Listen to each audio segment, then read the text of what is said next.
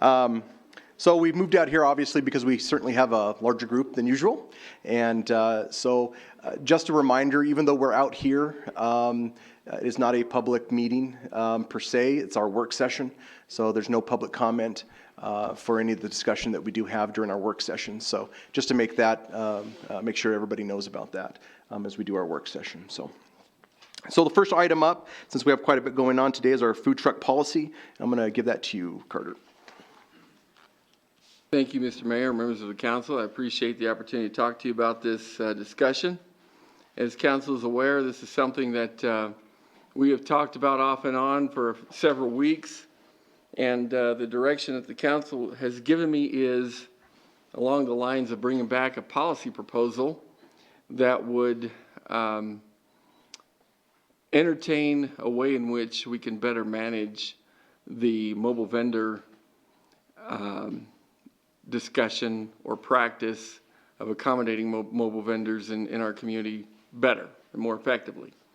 And so pursuant to that directive, I've had the opportunity to visit with a number of stakeholders in the discussion. That includes business owners, it includes mobile vending business owners. I've heard from a number of you from time to time, and certainly I think I have put together with staff's help and the input of our community what I would consider a very middle-of-the-road approach to the management of this phenomenon that we have in our community. In a lot of ways, as you all know, the issue is surrounded by two sorts of positions.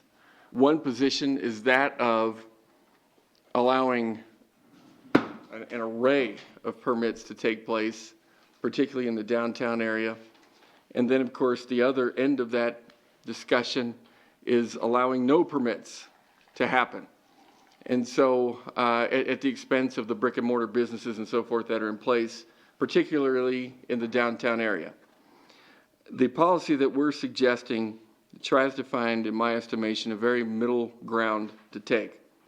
And with that, I would suggest the first item we can talk about as it relates to the policy proposal that you have in front of you is with regard to the amount of permits that we would suggest be considered for support in a policy approach.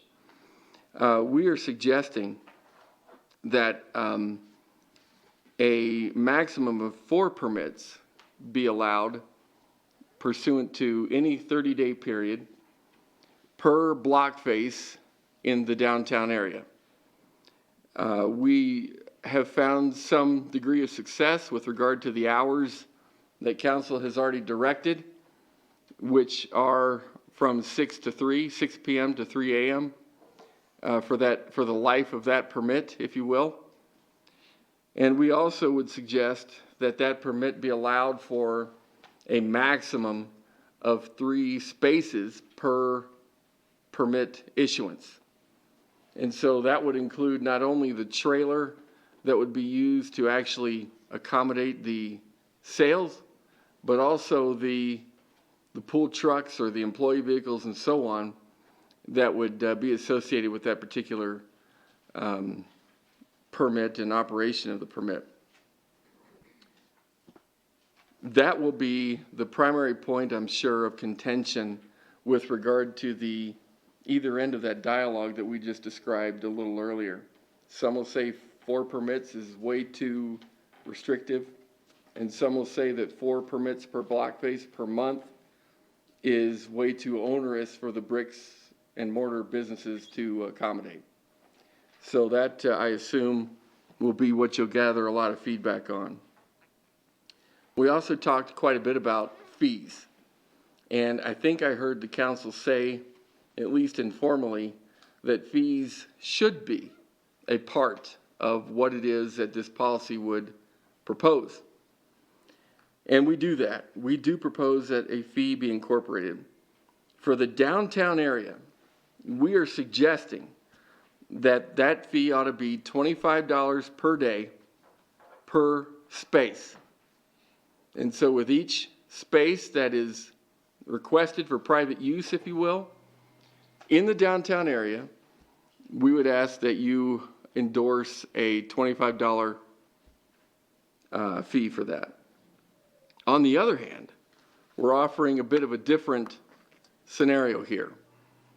We are suggesting that for properties that the city owns, let's say other parking lots or parking areas or whatever, that a $10 fee per event, per permit, be rendered or gathered, if you will,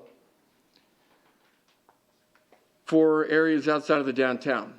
So for example, the Goodstein lot, in my mind, would be a real good example of how that space can be used and at a discount opportunity for businesses of this nature, mobile vending businesses.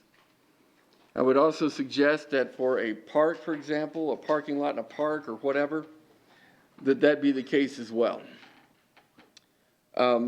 There is a distinction, however, that I would like to bring to your attention, and that is with regard to public areas that is currently leased by other entities. One example of that you all are familiar with would be the Lansing field. That is a city-owned facility, but we do relegate the management of that facility to the Legion organization.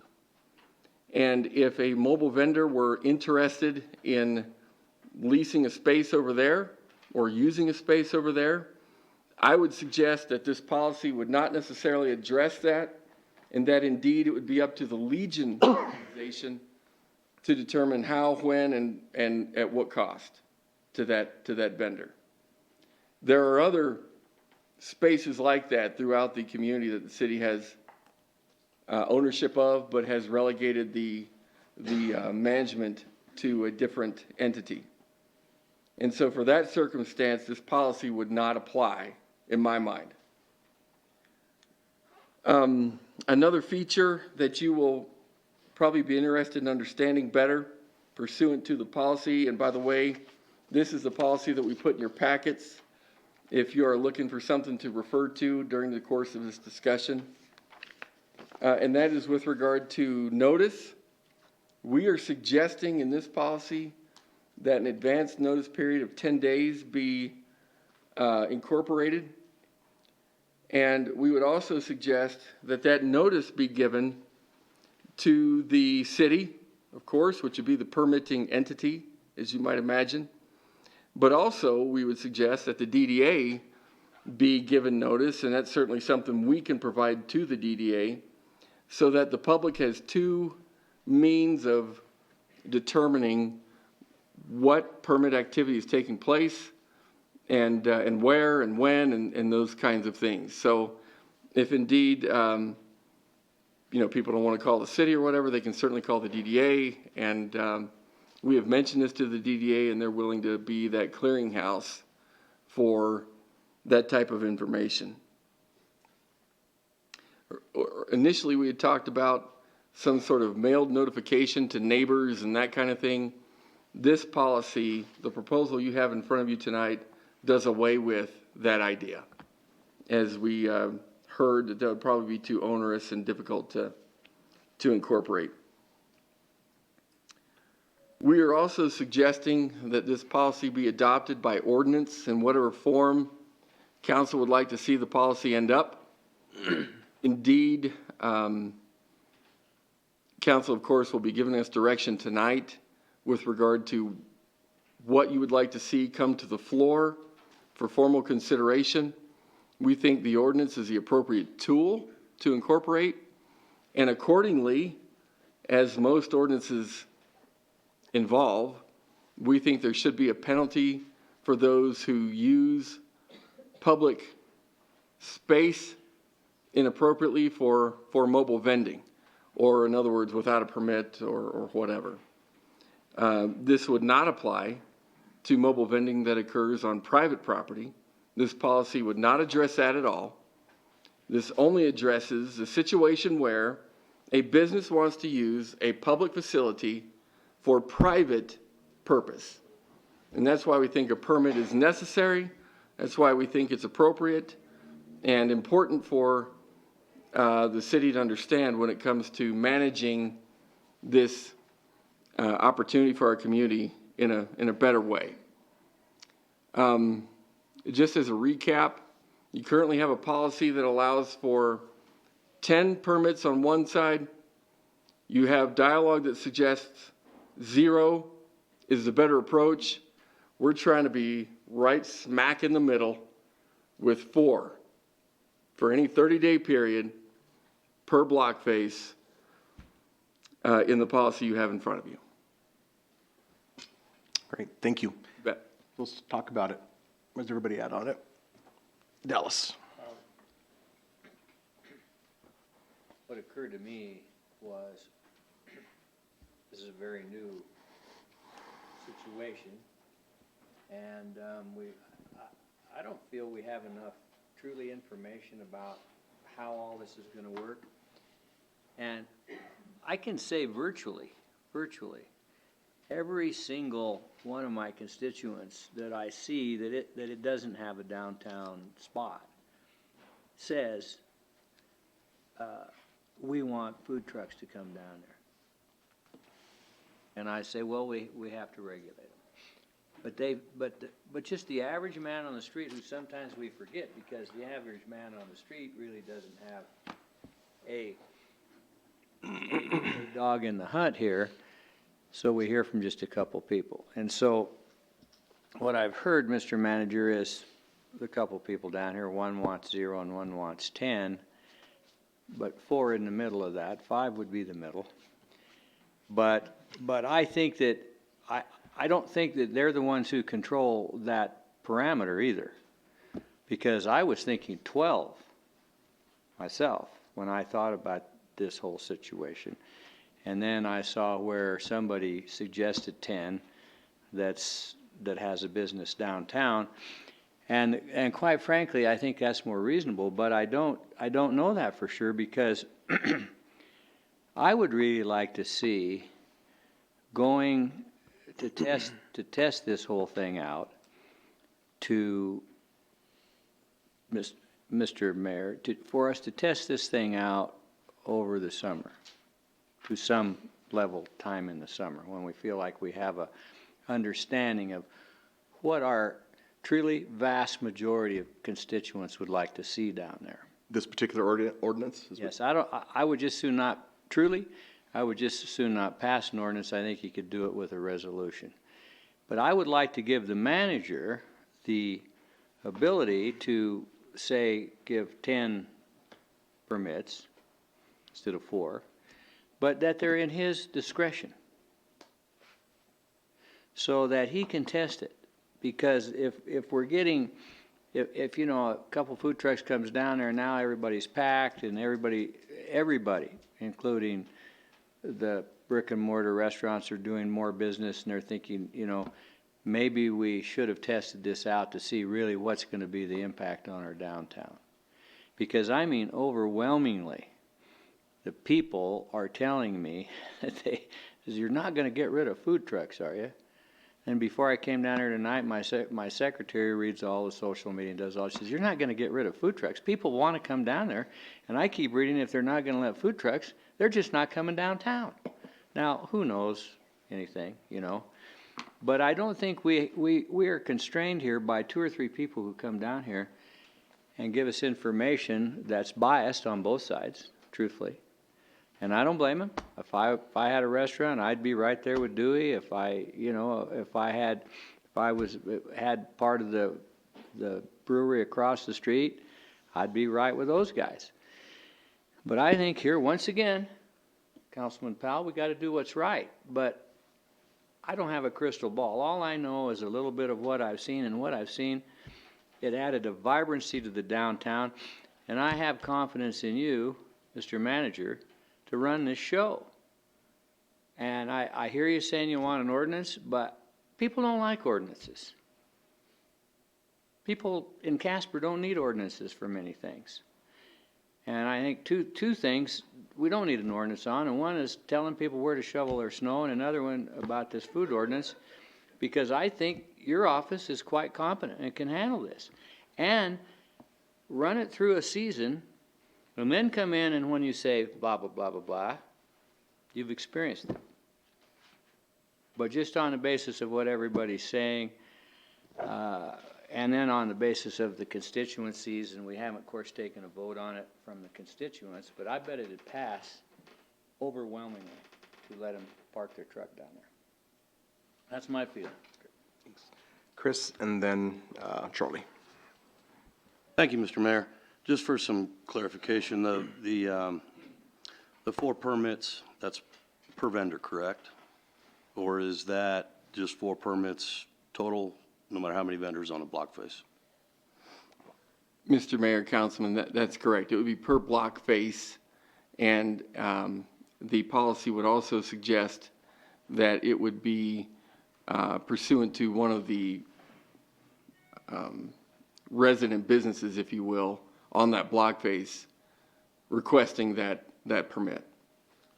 But is that total, no matter how many vendors there are? So can you have the barbecue truck down there for 2 permits, the fish truck for 2 permits, a different one for 2 permits, all in the same block face, as long as it's not the same vendor? That is not what the policy proposes. Okay. So it's going to restrict that where, because theoretically, if you had enough food trucks, you could have a food truck there every day. Right. Okay. Exactly. That's exactly right. And the location of David Street Station, does that cost them additional money? Is that an additional fee if they hook up where those are the areas established? Mr. Mayor, Councilman, the fees for a vendor to set up on the station proper are set by the DDA, and their schedule is different than what we're proposing. Does that count the street? No, it does not. It does not count against their block face allocation, nor, if I may, Mr. Mayor, Councilman, would a broader street closure event count against the permits that would be issued for that particular block face as well. So if you got an organized sort of street closure where vendors would show up and that kind of thing, they would not lose those permits against their count. Thank you. Go ahead, Charlie. So just a question about the permitting process, a follow-up to Chris. So would anything prevent one of the food truck operators to come into the city offices tomorrow and reserve all of the permits for the next year? If they had a signature from a block, someone who owned a business on that block? Mr. Mayor, Councilman, the resident business would need to be that applicant and come in and request that. And if they're willing to pay that fee, then indeed, they could take the 4 permits per month, if you will, in order to have whatever corresponding events they would like to see. It's essentially first come, first serve as far as who would get the permits. Mr. Mayor, Councilman, that's right. But if indeed, for whatever reason, they were bad actors during that particular time frame, or not adherent to the laws and so forth that govern use of the street and that kind of thing, they could lose access to those permits. And I know you've done some research, follow-up if I may. Yeah, Mr. I bet. I know you've done a fair amount of research on how this has been done in other places. Have these ordinances, I think they typically are ordinances, tried to initiate some fairness so that the food truck vendors would have equal access to these permits rather than have one monopolize the process? Mr. Mayor, Councilman, the fact is, this would be a rather unique approach, given that most communities with vibrant downtowns, if you will, that we've looked into, are disallowing food trucks in front of businesses and so forth as a growing practice. And so we tried to look into a number of communities. We've tried to look into the communities that have been suggested to us throughout this process, and consistently we're finding a policy of this nature is more of an aberration than it is tradition. So if I could understand what you're saying, even allowing 4 relative to some communities is generous, given that you're using parking spaces Correct. on the main street. Correct. Thank you. Bob? Question, Mr. Manager, this would not allow, not disallow, I guess, a brick and mortar restaurant, if you will, to have somebody come in with a mobile vendor trailer and sell purses. That would, however, disallow another food vendor from coming in on the same block face. Is that correct? Mr. Mayor, Councilman, that would be correct. Okay. I guess a couple of the things that I had looked at over the last few months, we've gotten a lot of information on this. The city of Denver actually does not allow food trucks in the downtown business district. And in Denver, that consists of some 75 or 80 blocks where the big buildings are. There's a lot of traffic, a lot of people. They've got a lot wider streets than we do. Our street is probably, well, it's been criticized since it was put in for being too narrow when you got guys with 8'6" wide vehicles on both sides, and then two narrow lanes that you've got to get through there. And if you've driven a trailer through there, it's tough. It's just an issue. And I guess I still go back to the point that I really think that we only have, the real issue with food trucks is from Wolcott to David Street for 2 blocks. And I think we'd be perfectly reasonable to say, that's already a congested area, it gets busy, and unless there's something going on that's a block-wide party or 2-block or whatever, like we did at the Eclipse Fest, I think it's perfectly reasonable to say, no, we don't not allow them there, but that's not disallowing food trucks in downtown. There are private lots a few blocks either way, or a block either way. Right now, there are 13 or 14, and I haven't counted too recently, but there are 13 or 14 restaurants within about a 2-block area of Center Street and 2nd Street that were restaurants, are restaurants, or may be restaurants. And I think this is it's just too congested. So I guess I'm coming down on the side, let's just say, no, for those 2 blocks, we don't do it. So. Kinney, and then Dallas. Thank you. I just want to make sure I have this right in my mind. The 4 permits per month, the 4 permits don't belong to one particular business necessarily. Mr. Mayor, Councilwoman, depending on who applies, they certainly could. But if there are 4 businesses that all want food trucks in one block, then each business could feasibly get 1 per month. Correct. Correct. Guess my other suggestion would be maybe council needs to host a food truck Friday town hall downtown, and we can all sample food trucks and see the impact downtown. This might be a little bit too tight of a potential ordinance for me. So. Go ahead, Dallas. She has good ideas, doesn't she? I just need to address a couple things that I think are not problems, because a couple councilmen have mentioned them, but we have to use common sense, which is this. If whatever we do, an ordinance or a resolution or whatever it is, or just a policy, is that you have the ability that you designate or do it yourself, because I know you don't have all that much to do. I'm only kidding. And that is that you do this, you apportion these fairly. And that somebody can't go down and just say, give me all of them for the rest of the year. That's, if you made a deal, you could only request them for a week in advance. You can't go down and request them for 52 weeks. So I think that ought to be in there somewhere. And then I understand, because I was in Boulder this weekend, and they don't have food trucks. And I went around asking about food trucks, and the brick and mortar guys, I think, are not happy to even hear the word food truck, and they do have a designated place. Now, the problem there is, it's different than Casper, Wyoming. There's probably, and I didn't count them, but within their little downtown area, which isn't nearly as large, Bob, as Denver's, there is about 115 restaurants, not including the coffee houses. And then in Denver, on 16th Street in Larimer Square, that truly is packed. You can't even get a parking place down there. And no matter where you would park a food truck on that little section of Larimer, you would be in front of a restaurant, basically. And so they have a different problem. This is Casper, Wyoming. It's not Denver, Chicago, or Detroit. And so all of a sudden, one food truck or two has popped up here in front of a certain business. And that's why I wondered, is this really a problem even?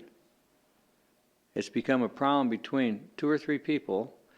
And really, I believe they could have resolved it themselves in the long run. But I don't think we should treat Casper the same as we would treat a big city.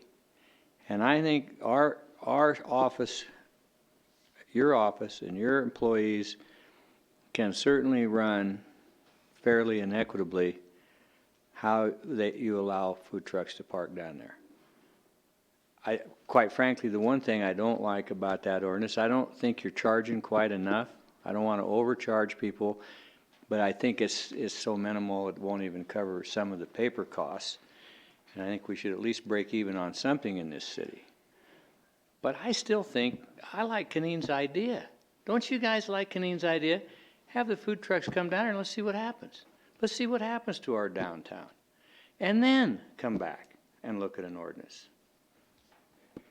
Chris and then Charlie. Thank you. I know that the food trucks are extremely popular.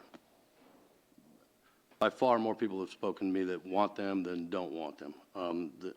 There's no doubt about it. With the timeframes that are set on the policy that you have established right here, 6 o'clock at night to 3 in the morning, puts it outside most conventional organizations, not all of them, but most. And just to be clear, let's say got a food truck in front of Frontier Brewery. There can only be a truck there for 4 days, regardless of what the side says, right? Right. So it can't be a situation where, if I own Frontier, I can't stack every weekend with a different food truck and constantly have food service there. So we're talking 4 days a week, 6 to 3 in the morning. And, there are some unknowns in this, and there has to be some compromise because we aren't a major metropolitan area with a downtown that compares. And so if we did not have an ordinance, if it wasn't put into ordinance, and the ordinance can be amended, what enforcement power do we have other than enforcing parking regulations that would come up? None is my feeling.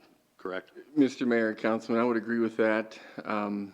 And I would say wouldn't give us a lot of backbone to enforce things if indeed there was some sort of management issue of the matter. Well, I support the policy that you've put together. I don't need to have go to a food truck Friday. I've had enough people tell me that it's super popular and they like them, and I think we should try this as presented. If it doesn't work, we amend it. But there has to be a mechanism where the chief can enforce this without some huge debacle. And I think that the only way to do that is with an ordinance. Charlie and then Bob.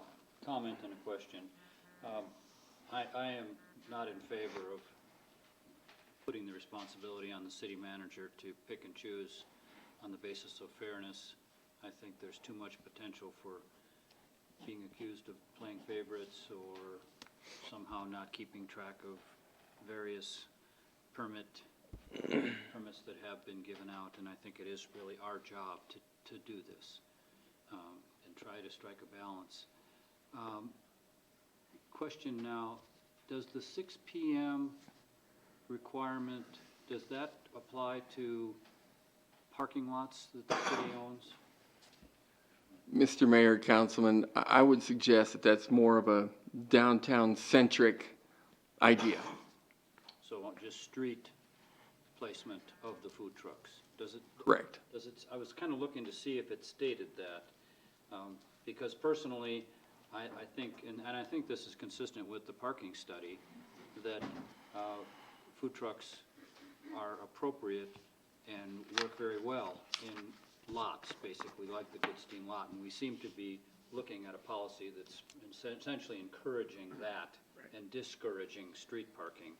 But with the permits, but I think also in terms of time of operation, I would be in favor of expanding that if the parking lots were utilized, which would be, to me, a little bit of a compromise where we don't ban them on the street, but make it more viable and much easier to do this in a location that's very easily utilized, like a parking lot.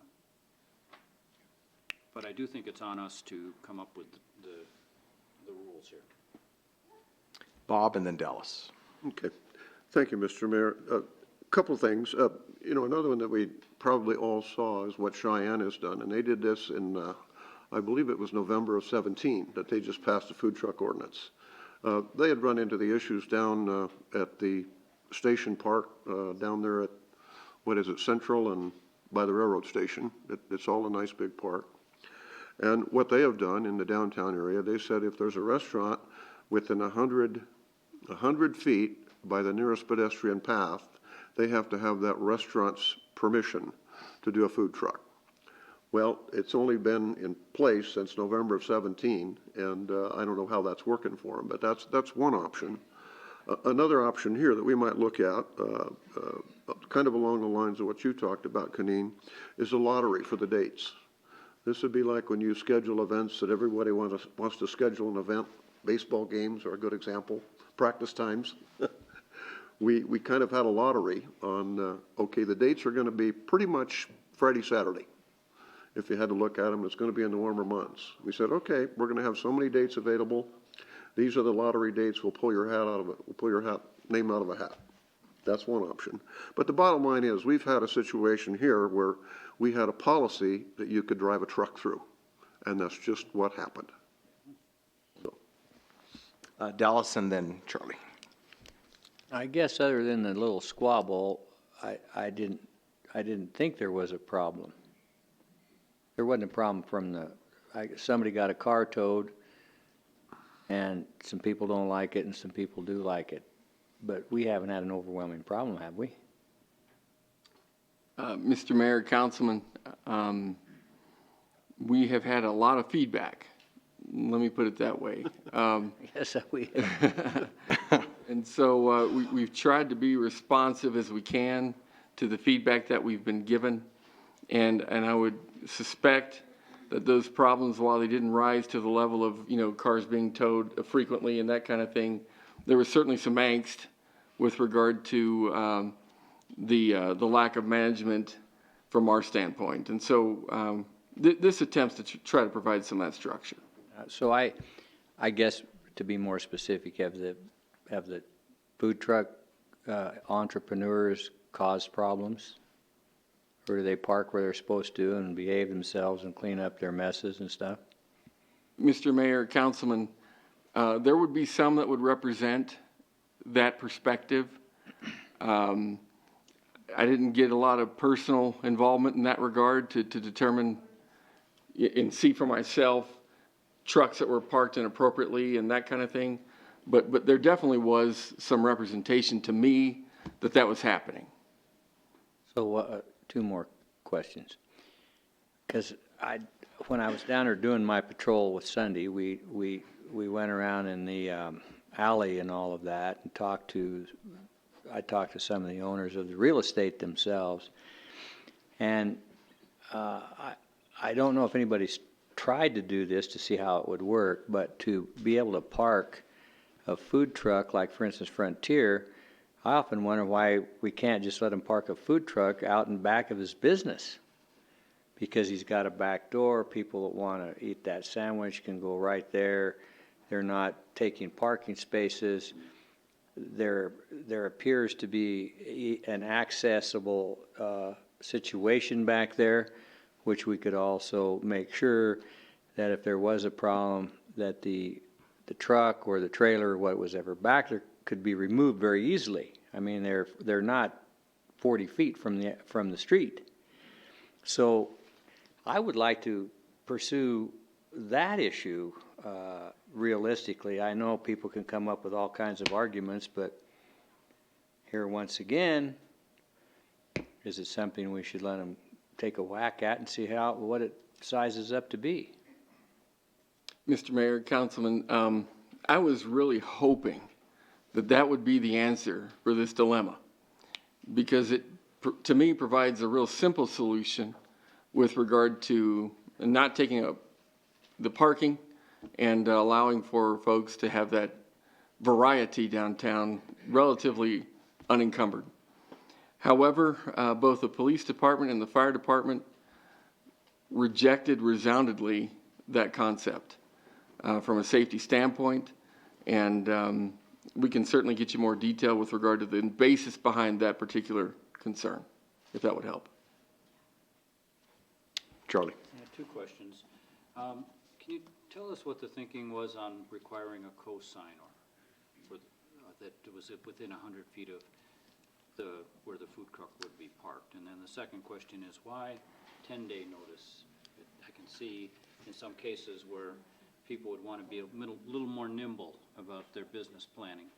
And so, but I'm kind of intrigued with the idea of a lottery to prevent that situation where someone comes in and just grabs all of them because they came in first. But that's another discussion. But why the co-signer and why 10 days?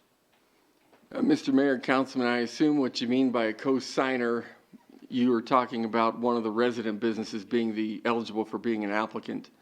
That was in regard to some feedback that I thought I received from this body.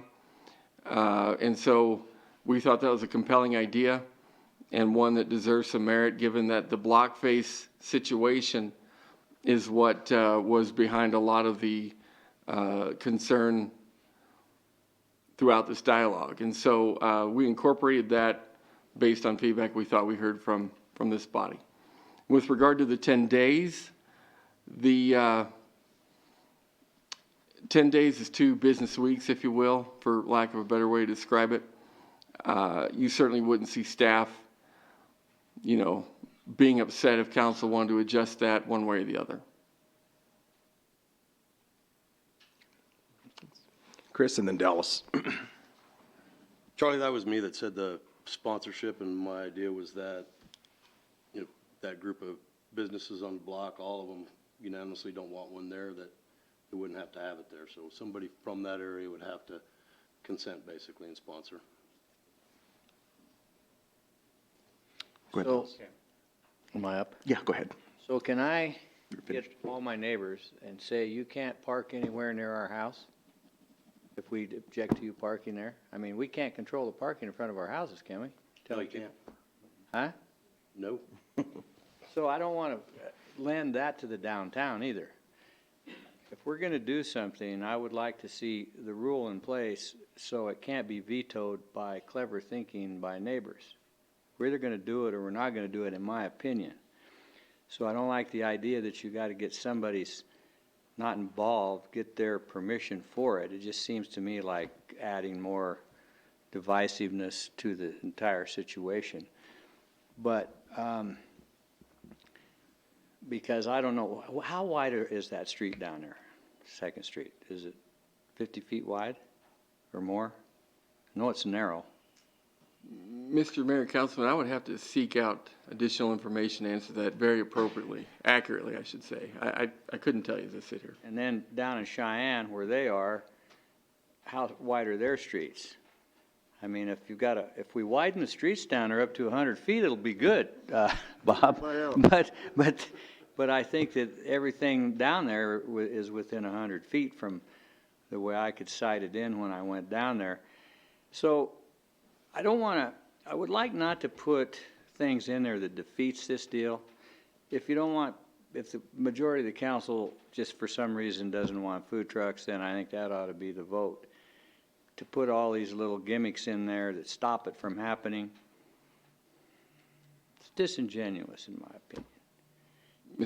To have 4 different food trucks per month. So let's take Sean. And let's say Charlie T wanted to put a food truck in there for some reason. So the way I understand it, the way he explained it to Keneen was, if they each had a food truck one night, 4 of them, and that's done for the month, right? Correct. So what we're really saying is, if one person got all 4, they could have a food truck down there Friday night, every Friday night for the month, basically.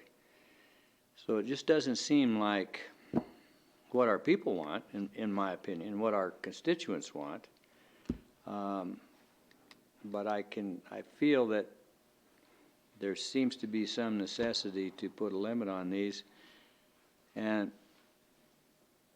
I still say I'd like to see how it plays out in the summer before we go flop an ordinance on the town and then need to amend something that we didn't think about. Mr. Mayor, can I clarify a couple You things? bet. Councilman, there is not a veto provision in the policy. Certainly, if there are things occurring that are inappropriate pursuant to a particular permit, that may weigh in with regard to another permit being issued or the need for a permit to be revoked, but that would be a decision that would be made independent of someone throwing up a card saying, I veto this and therefore it won't happen. So I want to be clear about that. The other thing is, back to the idea of an ordinance versus a resolution, much of your parking regulation is already ensconced, if you will, in ordinance currently. And so we thought this would be a relatively easy amendment to bring into that particular section of the code. I would also emphasize the idea that resolutions do not allow for enforcement ability pursuant to Councilman Walsh's comment earlier, and really gives us some opportunity to more appropriately deal with those who would not go through the process that everybody else is being asked to go through as it relates to permitting a private use of a public resource. And so that's where we're coming from with that particular piece of the proposal. And I think that was the extent of what I wanted. Yeah, okay. I wasn't clearing my throat to get you to stop talking. No, that's great. I really had to. Go ahead, Charlie. Just to clarify, there is no limit to the number of food trucks that could pull a permit in one of our parking lots. Mr. Mayor, that's correct. And that would include Goodstein as well. And, which is, again, in accord with the parking study and the recommendations from the consultant, if I remember correctly. One other thing, some of the, going back to the parking lots or to the parks, some of the food trucks are actually buses that take up more than 3 spaces. Right. Would they be allowed to take up more than 3 spaces in those locations? Mr. Mayor, Councilman, I appreciate you bringing that up. I heard a similar comment from one of our vendors a couple days ago. And I would suggest that for the downtown, pulling a bus in would absolutely be inhibitive to traffic flow and those kinds of things. So I would not recommend that for the downtown. However, back to my earlier example of, say, Lansing Field, if the Legion organization were comfortable with that, that could be a very appropriate application for food service to that particular facility for whatever event they may want to do that for. If we did an ordinance, wouldn't our ordinance need to specify that would be allowed in our parking lots, though? Mr. Mayor, I would say that the policy would be adequate to address that. It doesn't limit to 3 spaces in those locations. If the opinion of the council is that the language isn't very clear in that regard, we can adjust it to make sure that it is. But that is certainly the intent in my mind. So I'll have Dallas, and we're moving into almost an hour on this conversation, so I want to move things along. So Dallas would be, have him make comment, then I'll make my comment, and then we'll need to move forward on it. So go ahead, Dallas. Is it possible, Mr. Manager, for us to get, I would like to distinctly hear from the police and the fire department about this in the alley. I would like to see a truck back there. I'd like to see it all measured out. I'd like to see how much room there is. I'd like everybody to inspect it, and of course, I'll take the advice from my police chief and fire chief. but I at least want to check it out thoroughly to see if there isn't some way that people might not have thought of that they can get this done back there, because my whole feeling about this whole thing, Mr. Mayor, is this really truthfully is kind of an anti-frontier ordinance. I hate to put an ordinance up that controls one guy's business, because I haven't seen any problems from any other businesses. Thank you. Thanks, Dallas. So my only comment is that I tend to agree a little bit with Kaneen on the restrictiveness. I think we went from 30 and then there was 10. I'm wondering if there's a middle ground where maybe we even do 2 per week, where there could be 8. Something like that, where we could do something to that extent. And I don't know if that's something that we'd want to do, but that's kind of where I'm coming from, that if we could probably push it to even, because it was at 10, but if we could do maybe even 8, where it could be like 2 per week or something. I don't know how people feel about that. I wanted to throw that out there. I think there should be 10, so I'm in within your 8.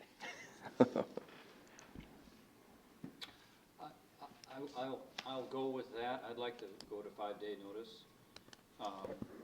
Clarify the spaces in the parking lots if there is any need for clarity there.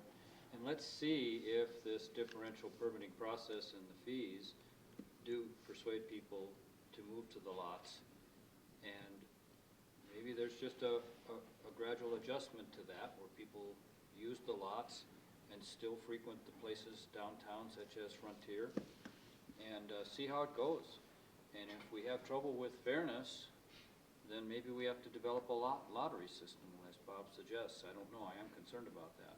But I think I can support this as an initial effort. The nice thing about all of this stuff we do is we can change it if we need to, and it is kind of an attempt to, as you say, reach a middle ground. But if we went with 8, 5-day notice, and let's just see if all 8 ever get gobbled up every time, and if they do, then maybe the brick and mortar places on 2nd Street have a legitimate point, and maybe Bob's idea of restricting them to other locations is something we'd have to revisit. But this would basically be the interim plan that we had, that we've been on.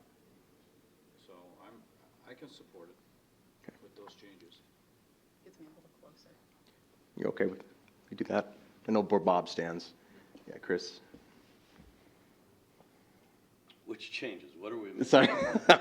8 permits, 5-day notice.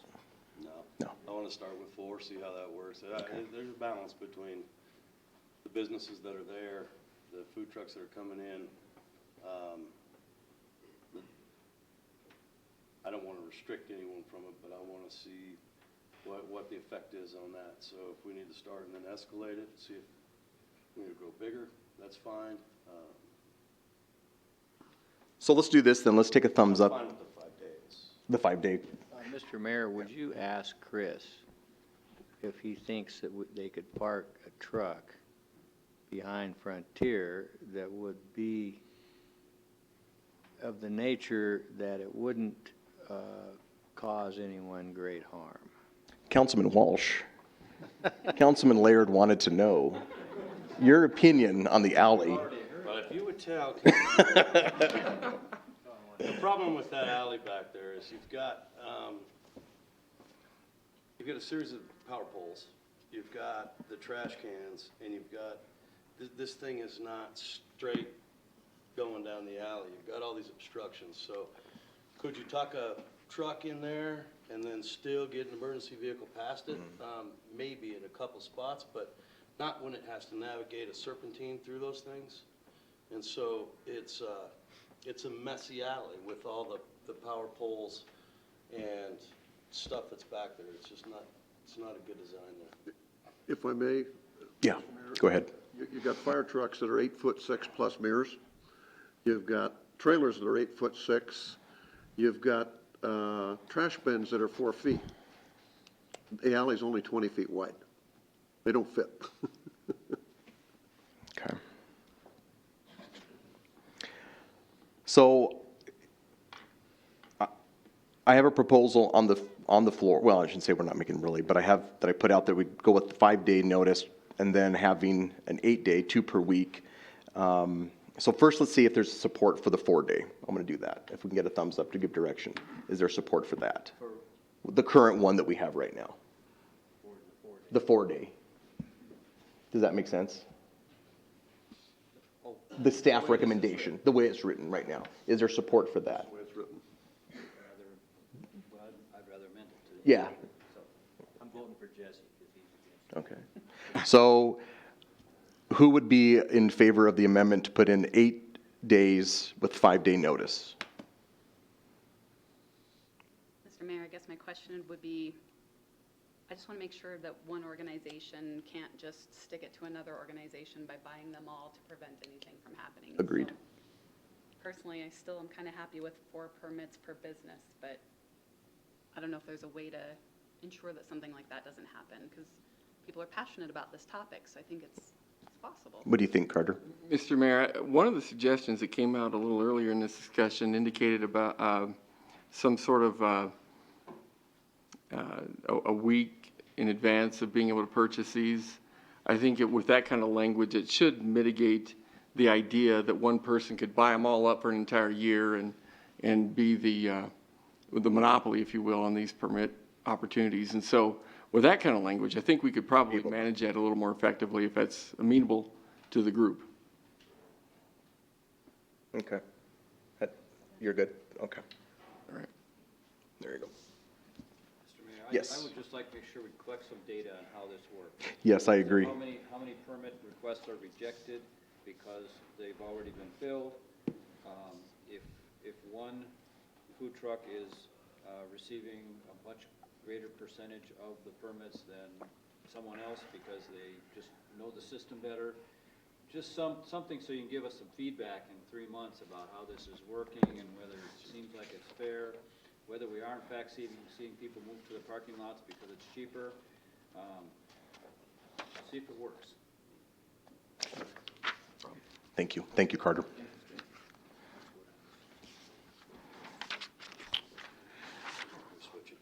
Yeah. Yeah, go ahead.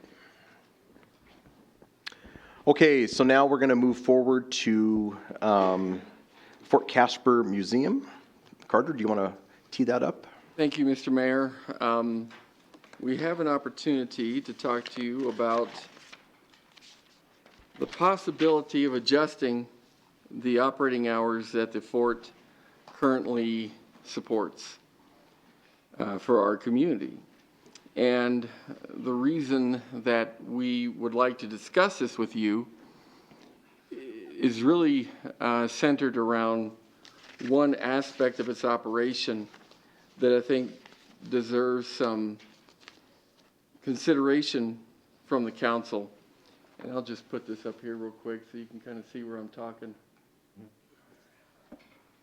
Yeah, that's all right. Okay. We, the bell curve, if you will, that this graph represents indicates the general pattern of citizen consumption, visitor consumption of the services that Fort Casper offers currently.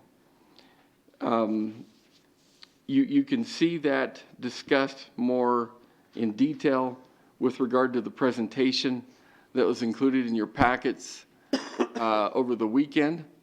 And certainly if council would like more discussion about this dynamic with the presentation that Mr. Cortez has prepared, again, consistent with what you saw in your packets, we can go through that detail tonight at your disposal. But the idea fundamentally is we are interested in aligning our expenses with the behavior pattern that the community and visitors to our community have exhibited over the last number of years in order to gain some efficiencies for the budget overall, the city's general fund, in that process. And so my request is really pretty simple.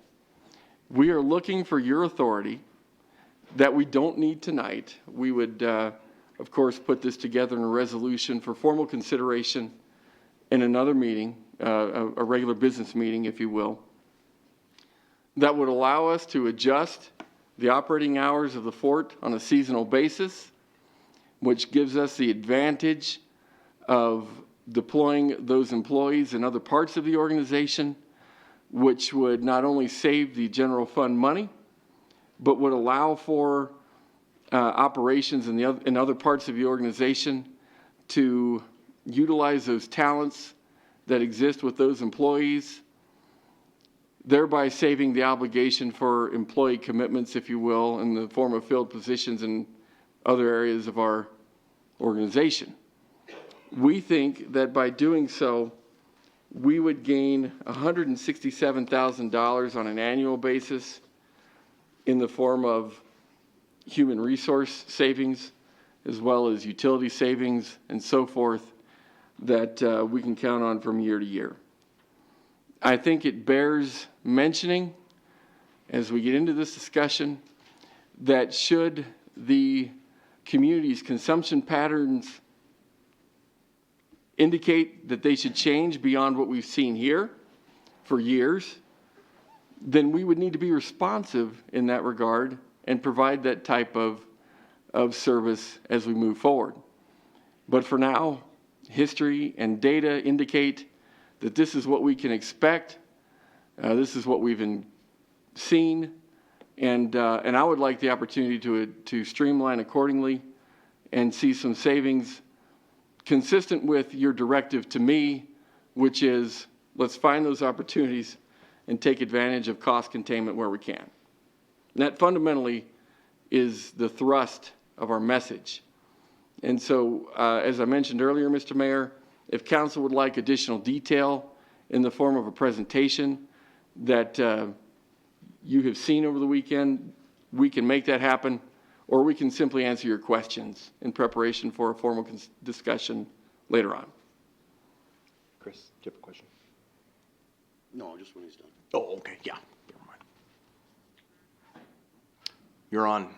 Mr. Mayor, members of council, I'm not going to go through this presentation by any means. I think that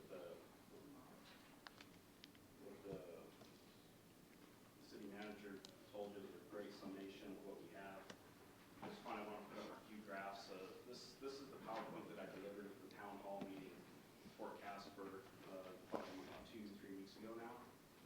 And I've added a couple slides to that, so I just kind of want to make sure that they were aware of what's been added. And that's in relation to some of the feedback that I received afterwards, you know, from that user group and other user groups. So just to kind of be fair to them, that's why I have this here. This is just another chart representing exactly the previous one that you saw from the city manager. This is just for FY17. This is the chart that you just saw that's up there. It's just an inverse of that, which reflects revenues and emissions and people that visit the fort. The fort buildings are closed during the winter months. You know, that's it just gets drifted in. It's just unusable.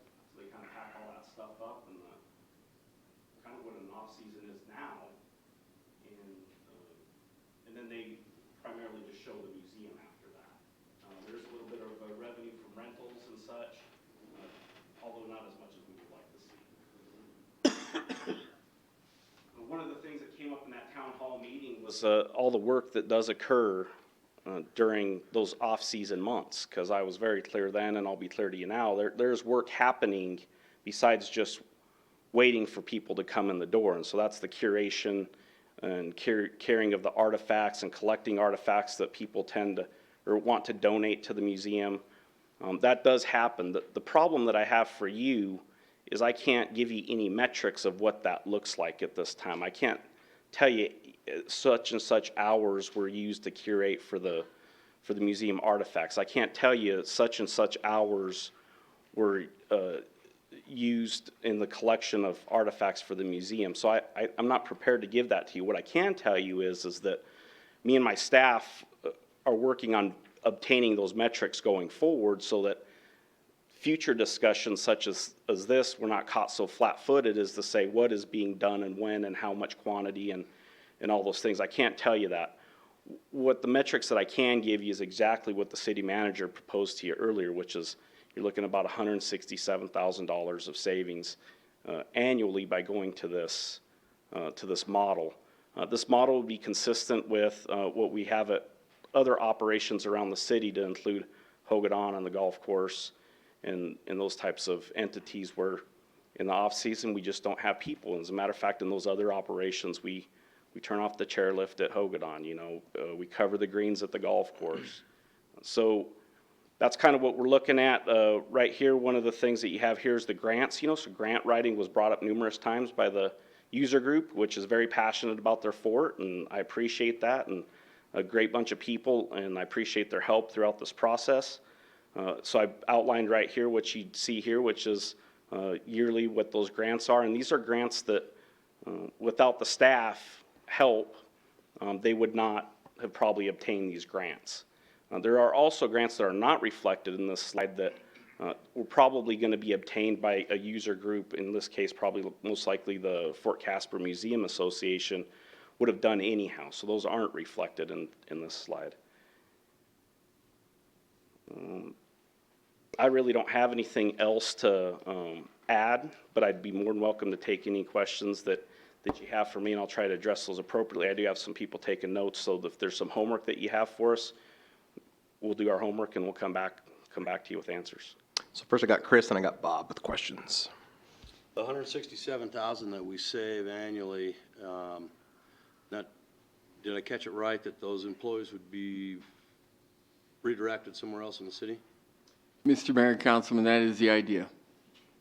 And so that's going to be a large part of that $167,000? Most definitely. Yep. And I'm going to tell you, in my mind, that we aren't saving it. We're readjusting it because we wouldn't fill, would augment positions or areas. Is that fair?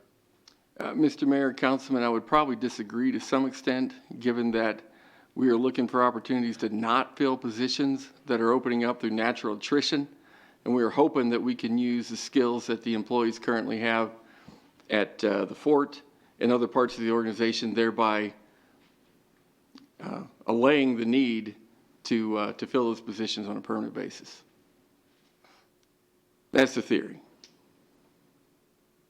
This is going to sound probably contrary to what I mostly do, because I like data and that kind of stuff. And I'm going to tell you, I'm willing to spend the $167,000 to keep that museum open, because I think it's a good thing for the community, even though obviously it makes us no money in the down times of the season. We compare Hogadon to the golf course. Well, you can't ski when it's summertime. Even if there was a couple people that wanted to, but we can use it for mountain biking, that kind of thing. So we can open it up even with a limited staff, and that might be helpful there. Let's face it, we subsidize a lot of things because it's a community resource that people like. So I'm going to vote to maintain the fort being open full-time, and I'm not going to give you a real compelling answer other than I believe the numbers, I believe what you're telling me. To me, it's worthwhile to maintain it. Thanks. Bob? Thank you, Mr. Mayor. I guess, first of all, Chris, I tend to agree with you. This may be false economy in trying to do this, but I think we're talking November of 18 through April of 18. So there's some time between here and the time we would actually implement the doomsday forecast, if you will. And one of the things that I noticed when I was going through some of the information is that we have information on grants, but we don't have anything regarding, and I haven't seen anything from the letters that I've gotten from people regarding fundraising. I think that offers some real potential for that piece of property to do some fundraisers that are particularly for the fort. And another thing I think we need to look at is some kind of an endowment that these people need to work on. There are certainly a lot of people that love our history in Casper. I mean, that's part of why we live here. Our history, compared to a lot of places in the world, is not that long, but we like our 200 years of history. That's pretty much where it stands. And I guess I would like to, I really don't want to cut what we're doing, but between now and the time we would temporarily lock the doors, I guess I'd like to see the group that really is in there working at this thing every day, day in and day out, look at two things. Look at how we set up an endowment and how we do some fundraising between now and then. So Thank you. Dallas. This is another one of these situations, Mr. Manager, that I believe that my constituents have sent me a very clear message. And the clear message is not to close Fort Casper. So I wouldn't vote to close Fort Casper because of that. Thank you. Charlie. Thank you, Your Honor. All of that said, we did task our city manager with bringing us a balanced budget, and that is done with difficulty. And so that's what you run into every time you try to do this is it's a great idea until you start looking at what might potentially be cut or lost. April 10th, Mr. Cortez is coming before us to talk about cost recovery for all of our amenities. And I think I mentioned to this council as the Leisure Board representative that we have, the Leisure Board, and I believe Mr. Cortez as well, will be proposing that we give our managers more latitude to adjust their fees, to adjust their operating hours, to adjust their staffing patterns, with the goal of meeting a certain target as far as the subsidy that the city will provide. And I will say that I am impressed with the aggressiveness that we've seen in these managers and the excitement that they seem to have for having that true managerial level responsibility as opposed to having this council dictate what we can charge to rent a towel at the rec center, is the example that's been used. And unfortunately for the Fort Casper as an amenity, percentage-wise, it has by far the largest subsidy. And I suspect that's just because it's a museum instead of a ski area or golf course. But I believe that there should be some pressure applied to the managers and encouragement to raise those figures in terms of cost recovery. And maybe a middle ground here would be, rather than say, we're going to close it for 6 months, to say, here's what we want to see as far as fundraising, as far as utilization, as far as rentals. We want to see creative programming and utilization of the facility so that its cost recovery goes up to 25% or maybe even 30% as opposed to the 20% that it's been. And see if with, I hate to use the word, but essentially the threat of a possible seasonal closure, that these things can be achieved. Because the other managers are under similar pressure with their targets. Because everyone knows that it's controversial the extent to which we subsidize all of our amenities. Some people say we shouldn't have subsidized them at all. And I disagree. But I think finding some balance is difficult. I think it should remain on the option, as an option. I mean, when you look at those numbers, we have 6 months of essentially no visitors, and 6 months of high utilization. It makes perfect sense to me that our city manager came to us with this option. But I think instead of closing it, I would be in favor of saying, let's leave it as it is, and make it clear, though, that we're not going to continue to subsidize it at 80%. Bob. One quick one, and I guess this is probably a question for staff. As I recall, the Casper Area Convention Visitors Bureau has a dedicated tax. It's their tax coming from the room tax. And I'm not sure that, as I recall, we have traditionally allowed them to do with what they will with that tax. They spend it on advertising, but I think from a statutory standpoint, do we have some clawback on some of that? Mr. Mayor, Councilman, that's correct. Statute allows for cities and towns in Wyoming to be able to receive 10% of the proceeds of that tax for purposes of providing for the operations of the general fund, which ostensibly would be to help offset some of the impacts that come from additional visitors into the community and those kinds of things. That's the theory. The city of Casper has not deployed that provision and clawed back, to use your term, that percentage of the proceeds that come through that tax program. Thank you. My only thought that I'll get my 2 cents in is that I do want to just kind of tag off of what Charlie said. We did give our city manager the hard task of balancing our budget and making some hard choices. And we had this conversation that what would it look like if we had to make some hard choices? We know there's going to be pushback. We know there's going to be people that are going to be upset because of the decisions that we make. And that's the tough decision that happens. And so I want to make sure that our city manager knows that we need to stand firmly behind him in his efforts to try to balance the budget and to make those difficult cuts. With that being said, I think if we do decide to keep it open for the 5 to 6 months, I think there needs to be a better accountability of how those 6 months are better utilized. In that sense, how do we do that? And I agree with Charlie. What is that going to look like?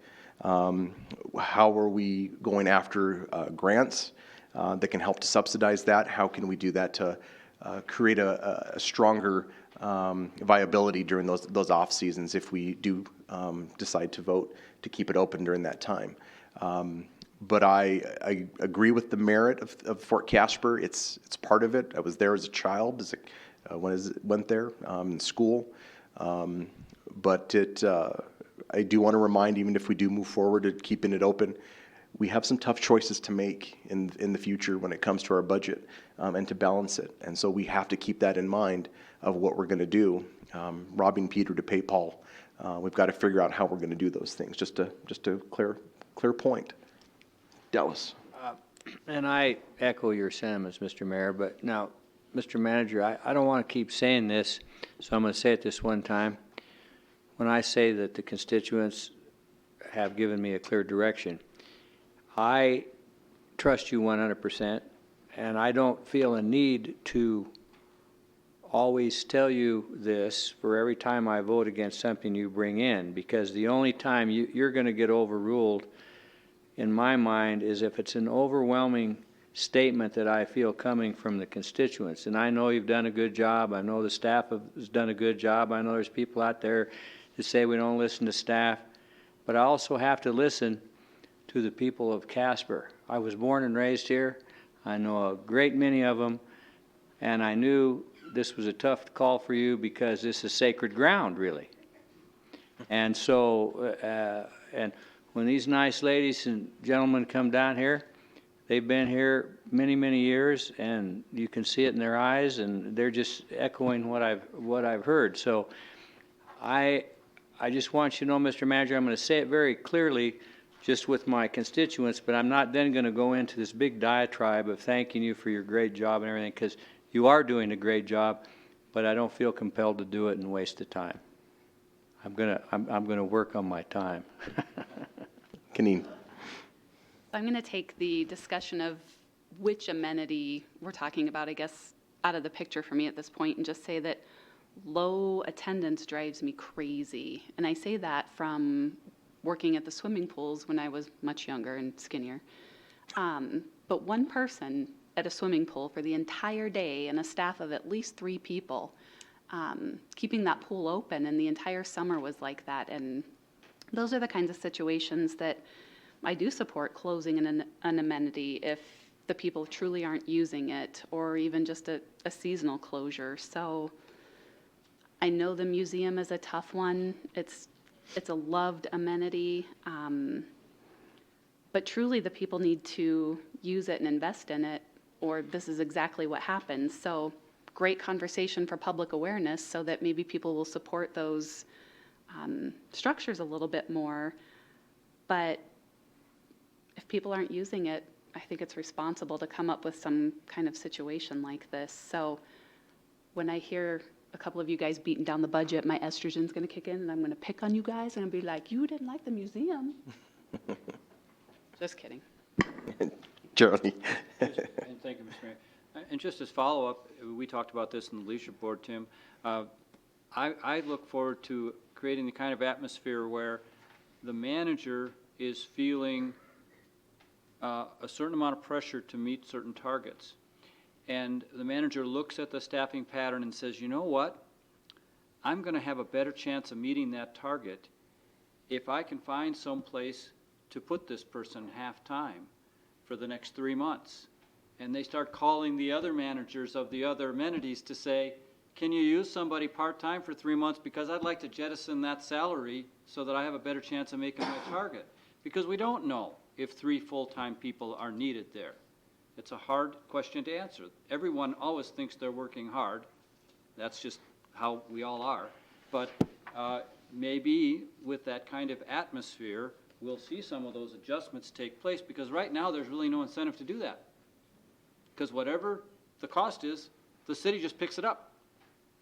And I think we really need to be more, I guess, business-like in our approach. And so, but I don't think that's something you can create overnight. I think it's a gradual shift. But I think it might get us to a place where when attendance is low like that, there's action that's taken, instead of everybody just throwing up their hands and saying, well, I guess we have 3 lifeguards for 1 swimmer today.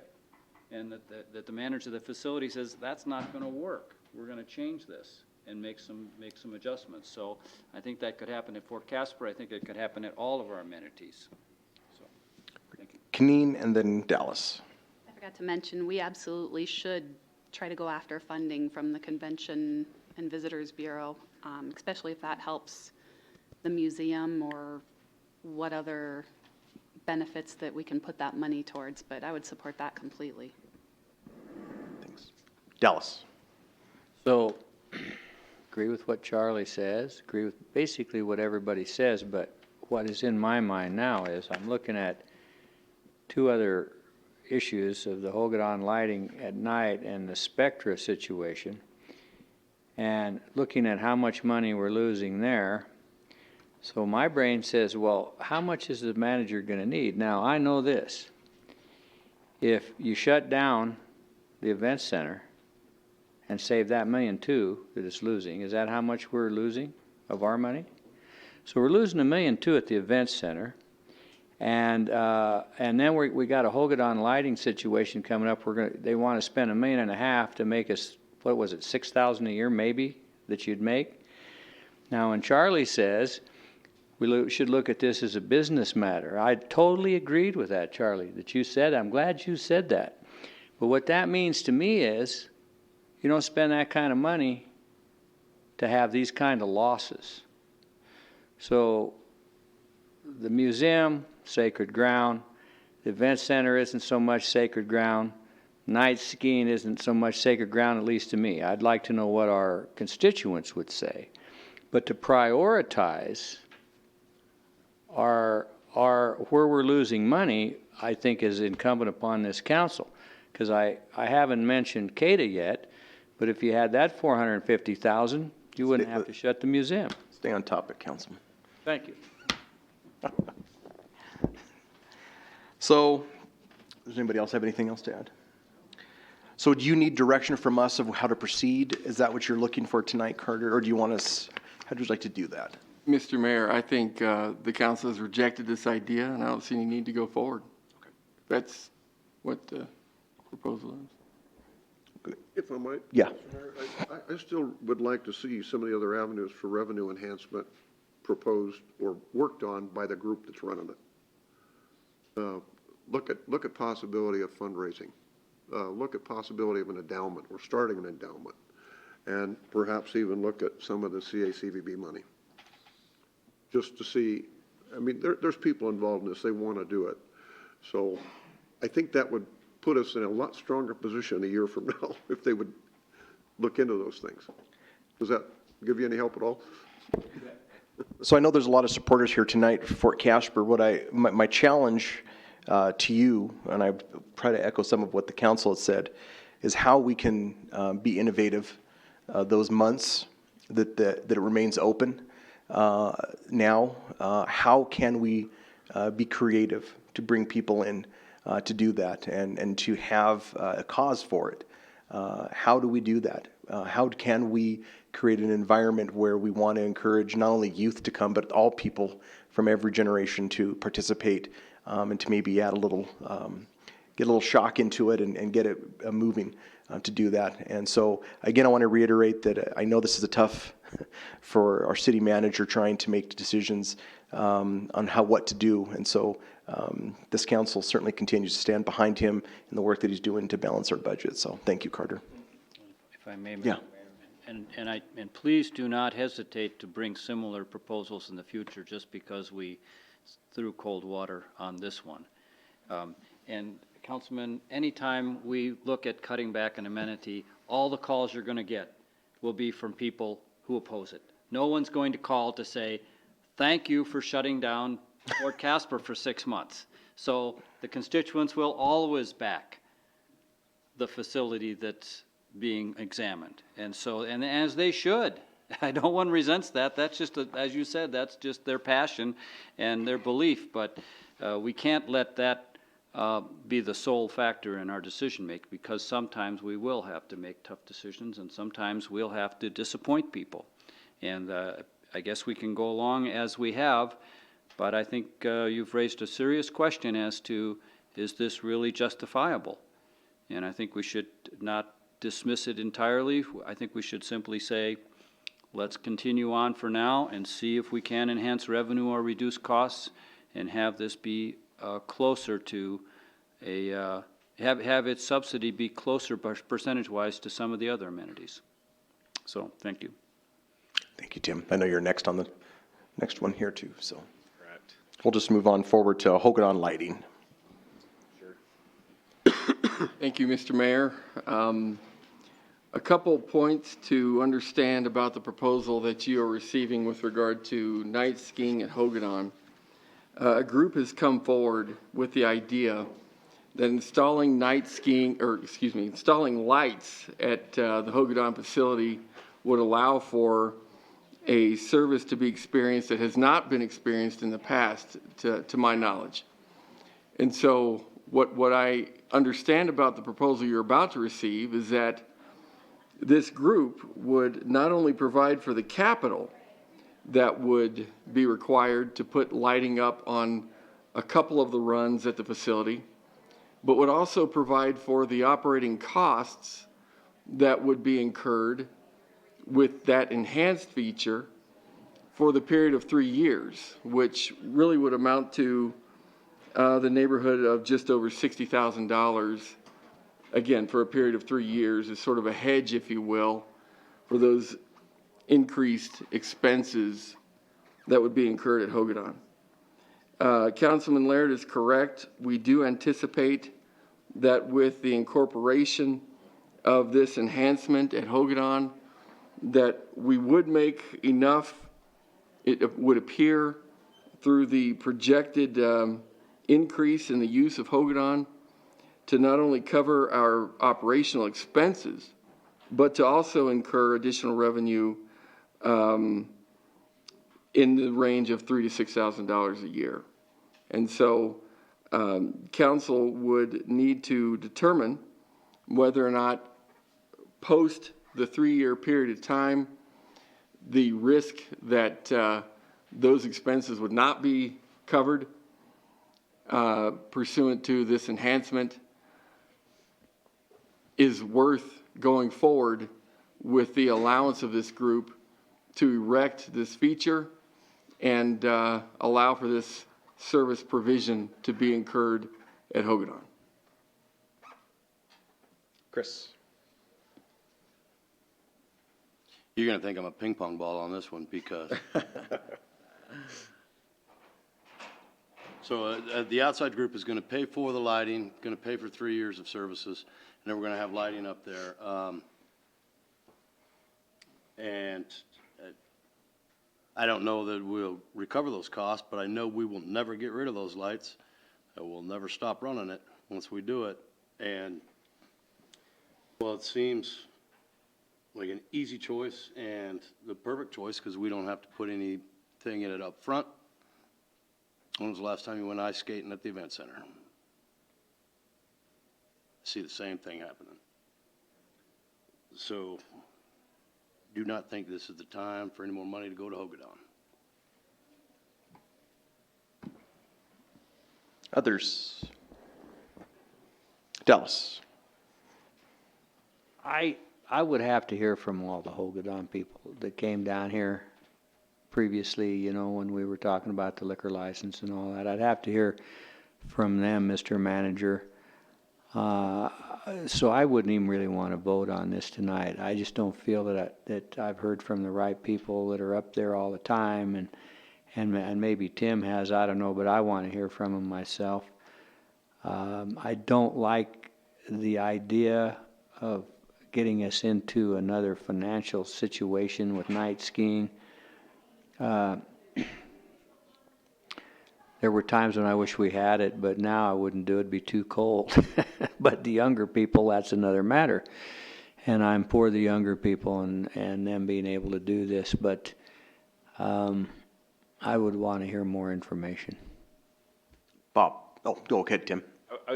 If I can address that a little bit. You bet. Real quick. Mr. Lutz, who has brought this project forward and is kind of the ramrod behind it, he was considerate enough of that very topic to issue a survey across about 700 students across the school district. And basically it wasn't about night skiing. It was like, hey, if we had something that would allow you to ski after school and participate in an activity, would you be interested in doing so? And they got 600 of those back, and about 53% of those that answered the questions said, yeah, we would be interested in doing something after school, because without the lights, that is not an option to them. And then going back to Councilman Walsh's, if I may, there is a light switch on there, and I think I've been very forthright with this user group to say that, you know, if you can't find a business model that works after 3 years, we're not going to turn on the light. But I totally appreciate what you're saying, because sometimes, even though there's a switch, the switch doesn't get thrown. So I totally get that. But I think that maybe that might not have been communicated so well with regards to the event center ice. So I've been pretty forthright about that. Go ahead, Bob. Thank you, Mr. Mayor.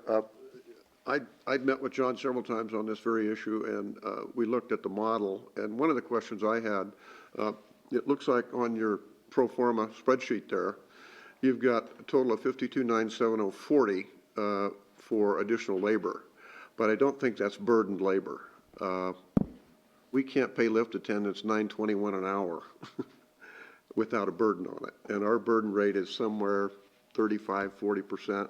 So all of those are unburdened dollars, and if you burden them at like 35%, that takes that to $71,000, which puts us in the red. The other thing that I had mentioned to John is I would really like to see us get a year under our belt for working with the new building. And I must admit, snow conditions have not been very conducive to a lot of good skiing up there, but we've still got another month and a quarter, month and a half here that we might get some good snow. And that's wonderful skiing time.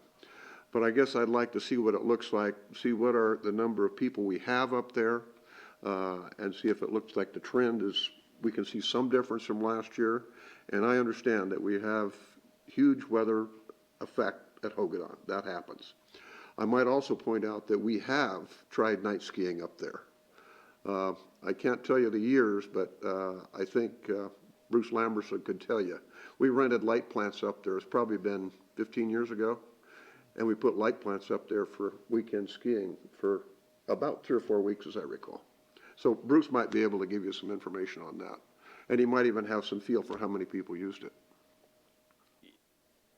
Mr. Mayor, if I could, we do have Mr. Lutz here this evening to, as sort of the primary, if you will, on this, this matter on behalf of the funding entity. And so if it pleases the council and upon your invitation, he is available to answer questions. Sure. If everybody's okay with it.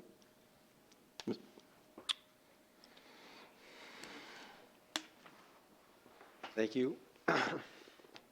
So I can answer any questions. I'll just give you the onus a little bit. The thoughts is, you know, you've got 13,000 kids in this going to school here, at least you know, in the district, and I have a couple myself. Had a couple University of Wyoming graduate, one of them in 16, another one at another college now. But so I've seen the school system. There's just a lot of activity. There's a lot of cool stuff to do. There's sports. And if you think about it, wrestling, it's basketball, it's indoor track, and then there's ski team. And that's kind of cool for, a certain group of people at both the high schools. And then there's also CMR. You guys probably know CMR as well, which is Casper Mountain Racers, and that's kind of a middle school, kind of a feeder, somewhat of a feeder to the high school, entities of the ski racing. Anyway, so if you're not in the varsity sport, if you're not in that activity or in these things, in volleyball and for other things, I think there's little to do. Really, I mean, you can cross country. There's, that they got the lights up there. You can go up there. A lot of kids, they like to go down, but they ride the chair up. They don't like to go up the with the long poles, and some do. But so I think they see downhill skiing as fun. Like, that's fun. I think cross country is more like work for them, but it's being used up there, so it's great. So how do you get kids involved? And then, so our target audience is the kids that are in our community. Instead of playing video games, get them up there, get some carpooling. We're thinking, doing clubs at each school. When you look at the fifth graders and the ones that actually can go up there, because there's a fifth grade program to do the day. And I know that Chris could speak to that, but he sees the kids up there and they're laughing, they're having fun, they're eating lunch, and whatever school's up there that day adds some revenue to it. But everybody's out of school at 4 o'clock, by 4 o'clock, and if you can get them up there at like 4:30, and what I'm kind of thinking is we're going to really attack that. I mean, we're really going to go after ski clubs within the kind of like the fifth grade program, but on a larger scale. And then, they come through the, which is really set up really nice. I mean, this new lodge is off the charts, awesome. You guys have been, I'm sure you guys have all been up there. Comes through the rental, and the doors open kind of like at Walmart. I can walk right through to the tarmac, the snow, and there's your ski instructor waiting for you. Got your beginner, got your intermediate, maybe a little bit more advanced skier that wants to improve, and we're going off at 5 o'clock. I mean, they're just ready. The kids are ready. How do I put my skis on? What is a wedge or a snow plow? How do I learn how to control my skills so I can get down the hill? And they work on those at whatever level it is. So in doing so, you're building a foundation, a fundamental foundation for a lifelong learner. Because if I'm going down and I'm going out of control and there's trees involved, I'm not going down that hill. But if I can get the kids learn to ski, feeder programs so that they can, man, I can go out with my buddy. This is fun now. I'm not going to run into anybody, hurt myself, and this will be fun. So it creates a base of participants for the long term for Hogadon. So it's kind of an organic growing mechanism that can work for, because so you're left with kids out of school at 4, shut down the lift, everybody's going home, so there's nothing. And so Saturday, Sunday are my days. Unless it's a holiday or, Martin Luther King, we're down there and they're opening up. Thank you, Chris, for opening that thing on Martin Luther. But other than those offshoot days and then the weekends, and I've got to go to church, there's no opportunity. So I envision, let's get them up there during the week. Why not? Going home and playing video, that's the onus. Is there any questions for Mr. Lutz? Thank you very much, by the way. Where's the money coming from? From our community, there's a lot of people that are behind this project. I mean, because it involves kids. You talk about, how do I help kids? Is the money raised? We have verbal commitments that we haven't raised a nickel of it. We have an entity called Friends of Hogadon, which is a 501c3, which then the money can flow through is our plan. When it's $1.5 million? Everything in, yeah. So you're going to raise that whole $1.5 million? Yes, sir. And then pay for it to run it for 3 Yeah. years? Yeah, so there's no real risk. It's not only there's no risk for the city, but the city gets an enhancement of $1.5 million. Let's call it $1.3 million, because that's the infrastructure. That is so if like I had a vacant lot and someone wants to improve it, they're investing their own money, and now my lot's worth a lot more money than it used to be. Because outside dollars went in, you didn't pay for it, and you got the equity value went to the city. Because there's going to be no ownership. And you guys know the people that are looking at doing the lighting. They did Lansing Field, they did Kelly Walsh as well. It's called Musco Lighting, and very high efficiency. The illumination is, and it's just really, it's going to light it up. You can see it from down here, and it's going to, when you turn that thing on, you're going to go, what is that up there on the mountain? It's like a billboard up there. You live here in Casper? Yes, sir. You have children that ski? Yes, I do. Yep. I skied, started when I was a kid, and then I taught them all as much as I could. And got one racing at Kelly right now. She's a high school racer. And I've got one that's helping to serve at the one that graduated from University of Wyoming. He's working at Hilltop now. So he came back to the community, and he is got his economics degree. Well, let me ask you, when Yes, would you have this money raised by? So the goal would be between your yes and when it has to go into production. If we don't have it by then, it can't be done for 18-19 ski season, knowing Musco and their turnaround time. So we would have to raise the money between your yes, which is hopefully could be soon if it were soon, and May 31st. It's basically kind of our deadline. Go ahead, Charlie.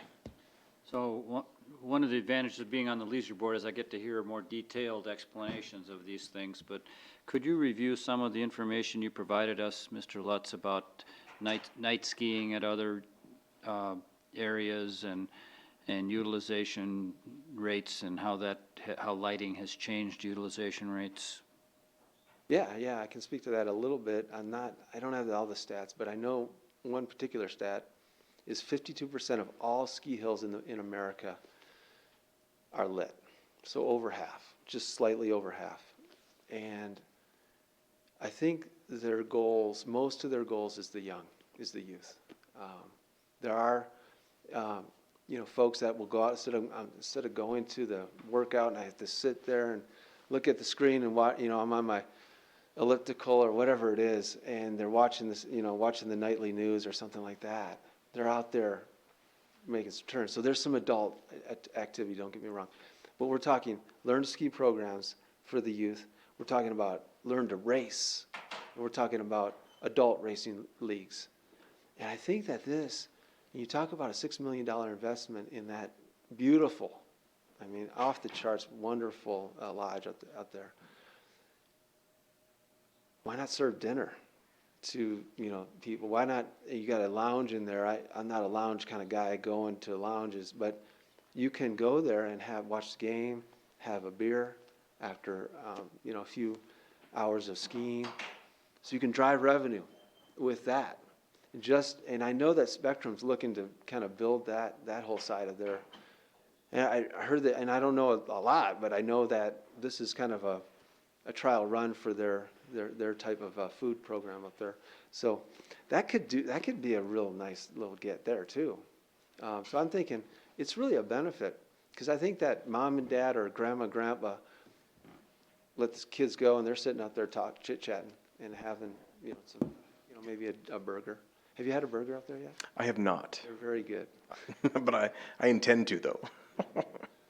Or You have a follow-up? I understand the rationale, but Yes, sir. can you tell us about some areas that have put forth this investment and how it has changed their utilization? I grew up in a little ski hill called Brighton, Michigan, and that is where I can see firsthand.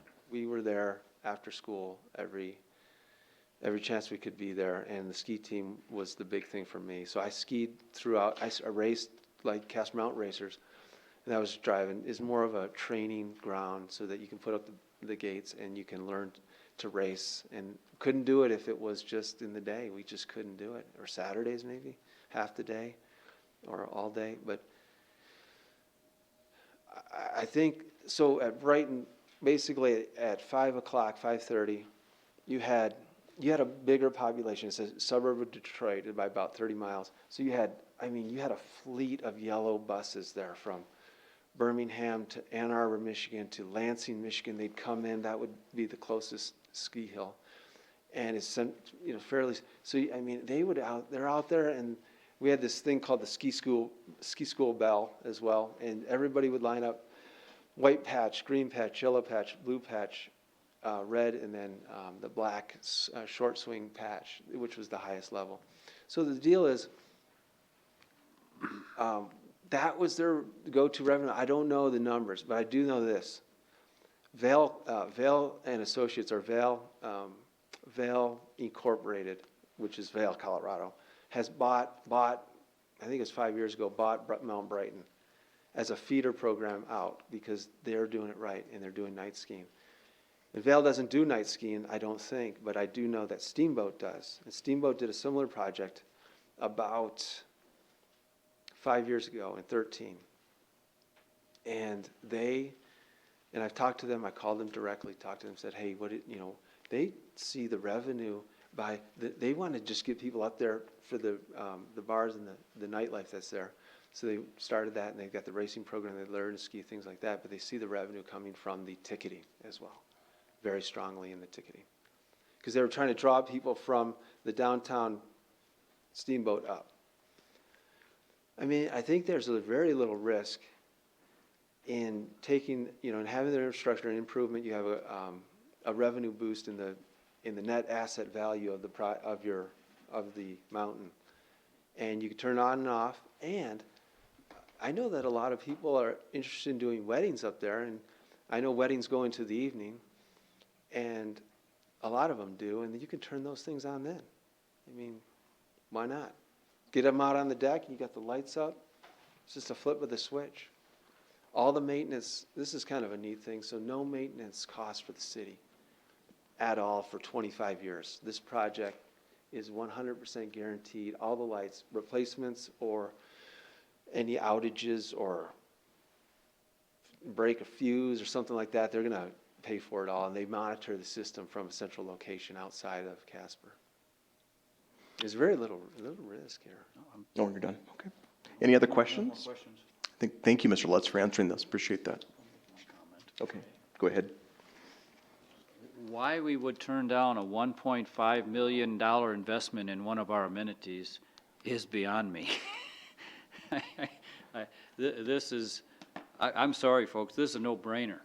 Now, it is true that after 3 years, we could incur some maintenance costs, and we'll know by then whether we do have a lot of kids coming up after school. But right now, you look at how our daylight situation in December and January, you don't ski after school.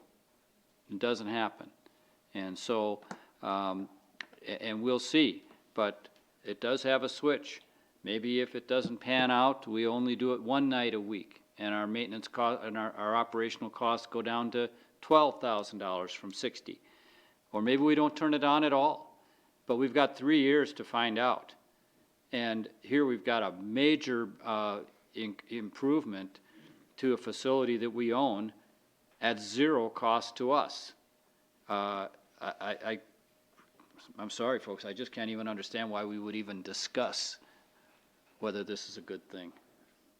And if he doesn't raise the money, he doesn't raise the money. It still doesn't cost us anything. Any other comments? Chris? It can cost us, and it can cost us significantly. We were given $1 million put in an ice rink. That didn't work. And sometimes we just got to stop and think, there may be, the majority of the kids that took the survey that say, you bet I want to go up there skiing, but the survey should go to their parents to see if you're going to pay for them to go skiing and provide transportation for them to get there. There's a lot more moving parts to this. And just real briefly, you probably even haven't had time, Tim, but are we seeing an increase in skiers with the new facility, or is can you even tell yet? Well, the problem is, as somebody pointed out, nature kind of got us this year because we had a month late start, so you're absolutely correct. It's kind of hard to pinpoint that, but on a day-after-day basis, like I track food and beverage, which I think could be a big piece of this in the future, but I didn't put information to you because I don't have enough information to hang my hat on it. But that could be a big driver. But we are seeing good food and beverage sales on the days that we are open, above what we would normally see. But anyone that's obviously been in the facility knows it's much more user-friendly for that function. Thanks. Any other comments before we give direction? So you just need direction for us to move forward, okay? So is there a thumbs up to have them move forward with the fundraising aspect of it, to be able to move that, I guess? We're talking just a fundraising aspect? Well, to just move forward with, I mean, because if they don't do the fundraising part of it, Tim, it doesn't even get started. You're correct. I think that that's what they're looking for the tight time frame that you heard. Yeah. If they don't make the money, if they can't make the mark, they'll have to see what they can do next year. We can come back to this body next year and say, hey, they finally got the money in place. Are we willing to accept the gift? That's basically what we're Doing, okay, okay, Well, let's see the money. yeah. Thanks. Thanks, Tim, for your 2-in-a-row presentations there. Thank you for your time.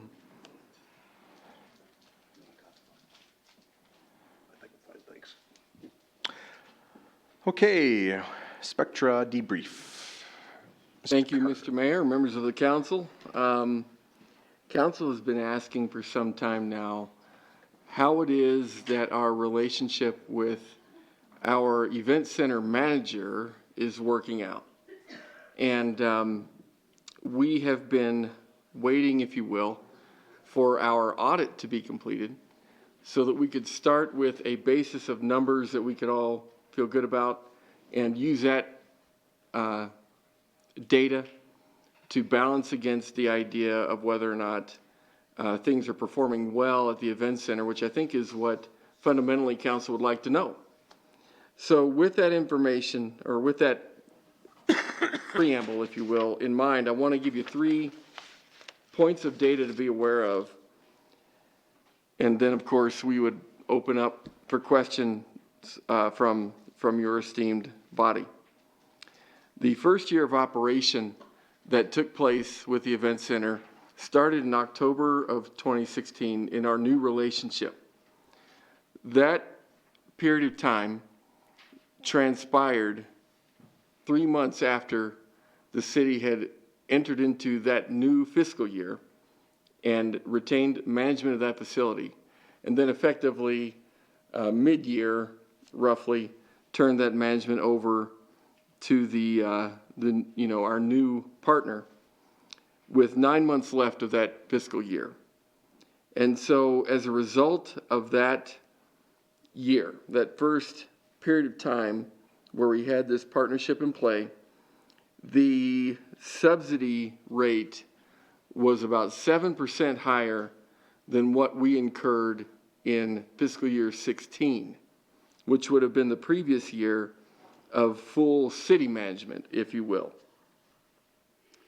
With regard to the current year, obviously we are not complete with our full fiscal year, and so we have more data to gather, as you might imagine. We are seeing at this point a 13% trend dropping downward with regard to the subsidy that's being expected from the city to be paid.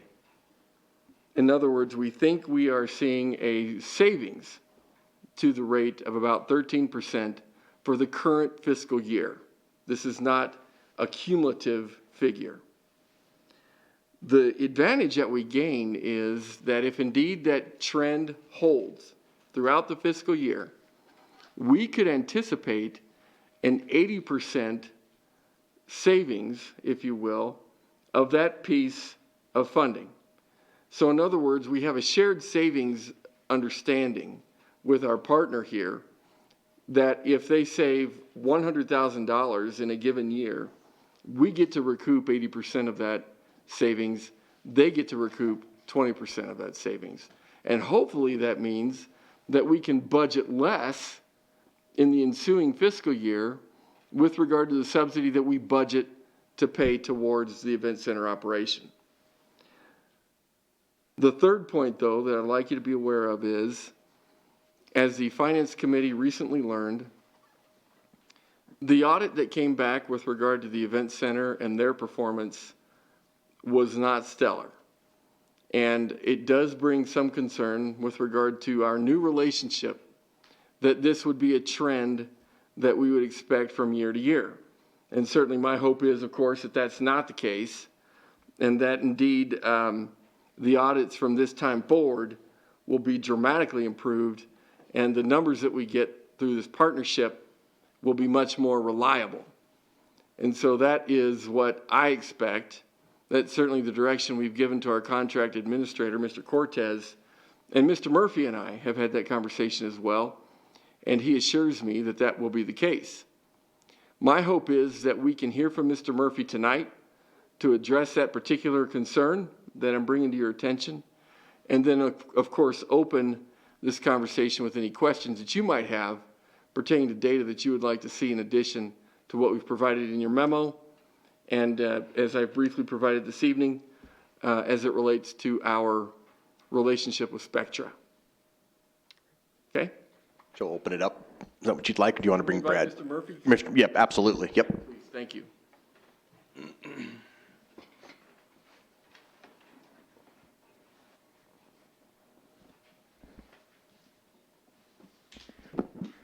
Good evening. Good evening. How are we?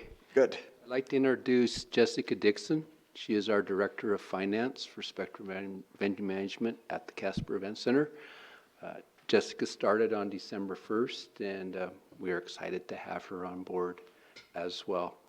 In regards to the audit for the 17 fiscal year, Spectra takes full blame for the lack of control and lack of reporting that was put into place. The individual who was in that position of Director of Finance was released from that position, and that's why Mrs. Dixon is now in charge of our financial reporting. We have spent a lot of time, a lot of hours, bringing in corporate individuals to fix our books, to make sure that they were properly reported, properly coded. Jessica has been in Philly for, what, 4 or 5 days? Yes. To learn about, you know, making sure how to do our reporting and move it forward. So we realized this was a major error and flaw in our presentation, but we are moving forward and are following all the procedures and policies that are in place by our company and required by the city. I'll turn it over to Jessica to kind of explain the audit itself and how we're working to fix it right now. Sure. There's quite a few things that we found when they were doing the audit that weren't being followed.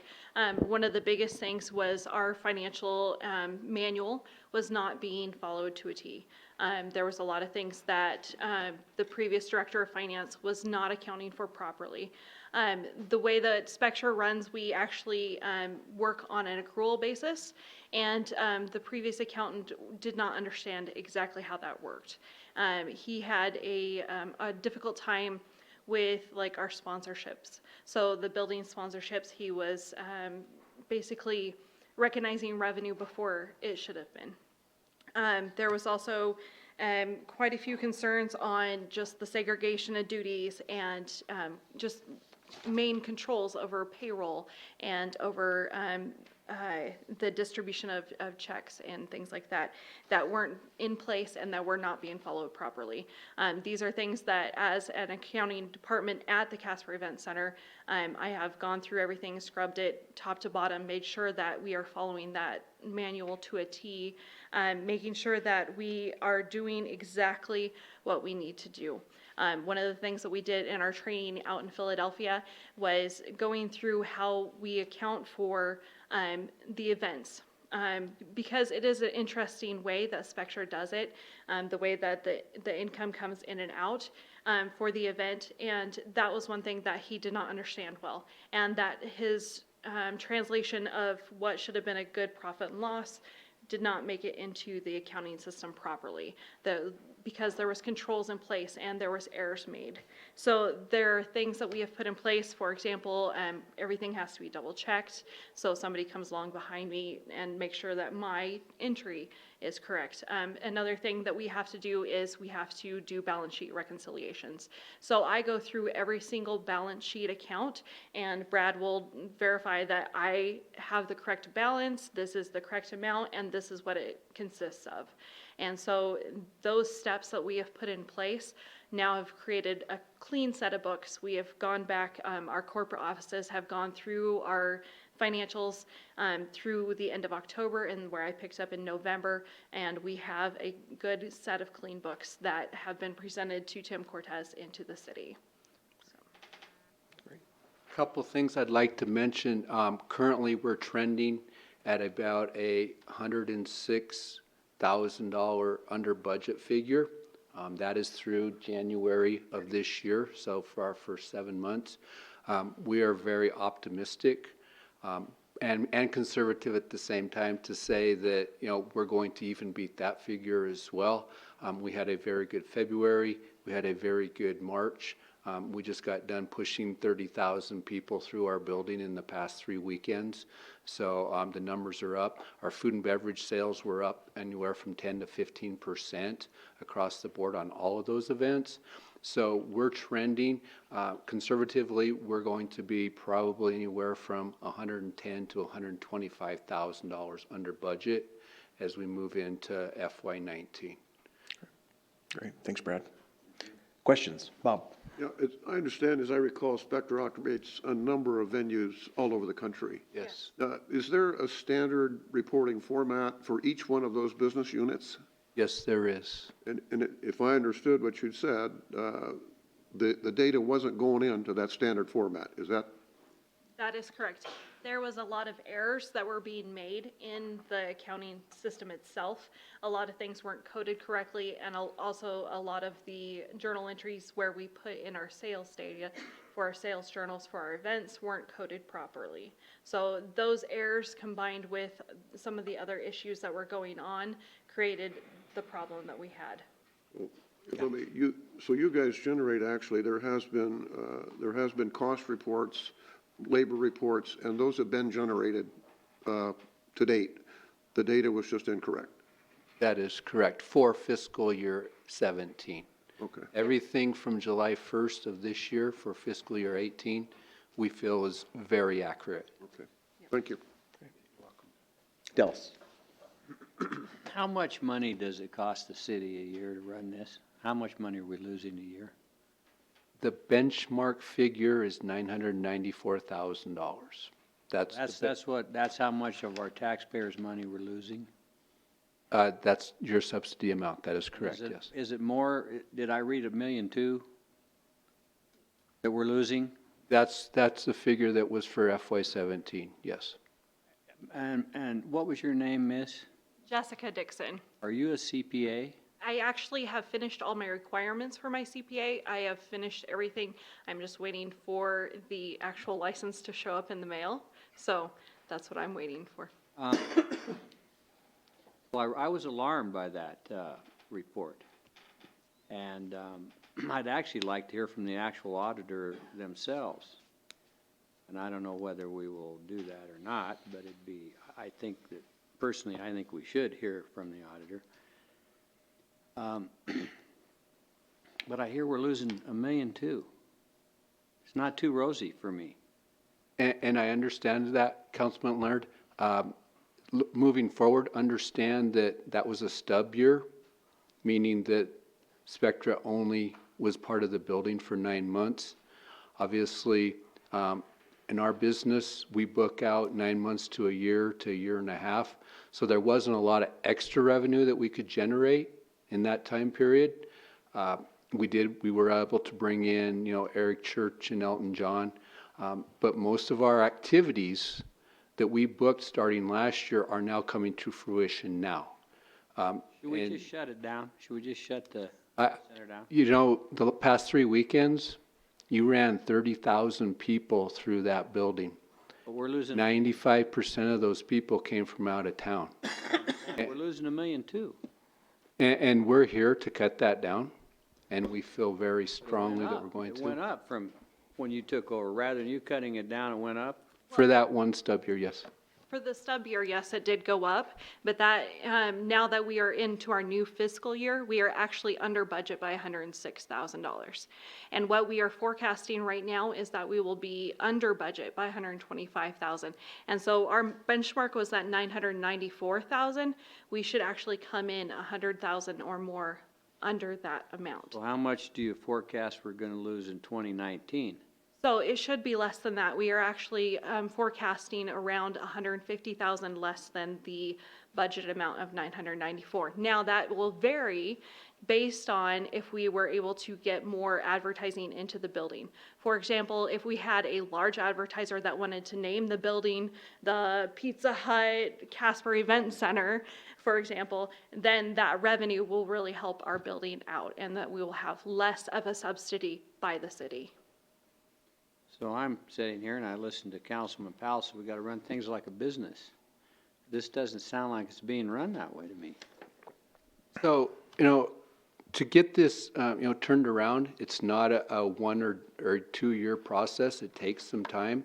The increases in sponsorship, the increases in marketing levels, and the increases in numbers of events are starting to take place now.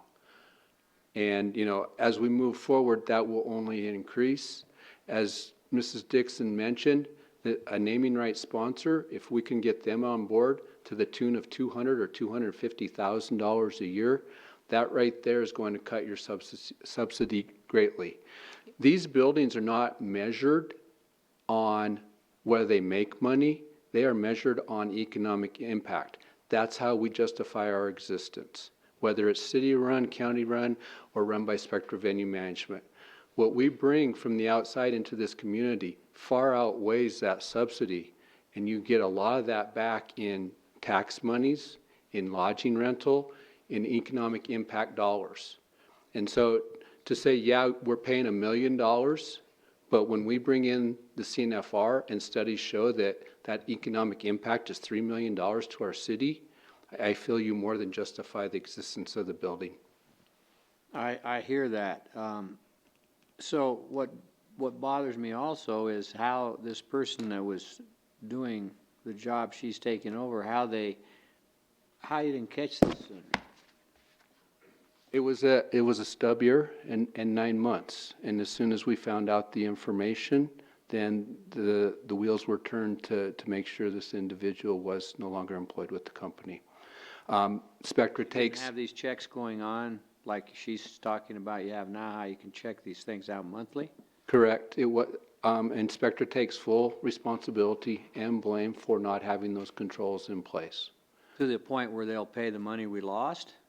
Or are we just gonna, you'll take the blame, but we pay the money? Part of the agreement was that the stub year is not included as part of the agreement as far as the money coming back to the city or as part of the bonus being or the incentive being paid to the company. So that stub year is kind of a wash year, and a lot of times, as we all know, when you take over a business, it takes a while to get it straightened out and on top of it. So, I mean, that was part of the agreement, was the stub year was not included. Thank you. Part of the problem also with that was that person that was in place should have been making sure that those checks and balances were in place. And he did not, he failed at making sure that those checks and balances were in place. So because of that issue and because he failed at his position, basically he hid it well, is what we've come to find out. Even me going through his records, I've had a difficult time trying to find out what was right and what was wrong. And for myself, I have gone through everything with a fine-tooth comb, made sure that we are going exactly by that finance manual and that those checks and balances are in place so that we don't have any more issues. And We have to pay it. We have to pay for the loss because of your employee. the loss would have happened anyways because the event center operates at a loss. So, but one of the problems is that we want to turn this around. We want to make it a profitable business. The best way that we can is by making sure that those checks and balances are in place and that we're rolling forward. The actual Hold loss, on one sec, hold on, I've got Chris, and then I got Charlie and Bob, so let's move forward. Thank you. Sorry, thanks, Mr. Murphy, Brian. this was a 5-year contract.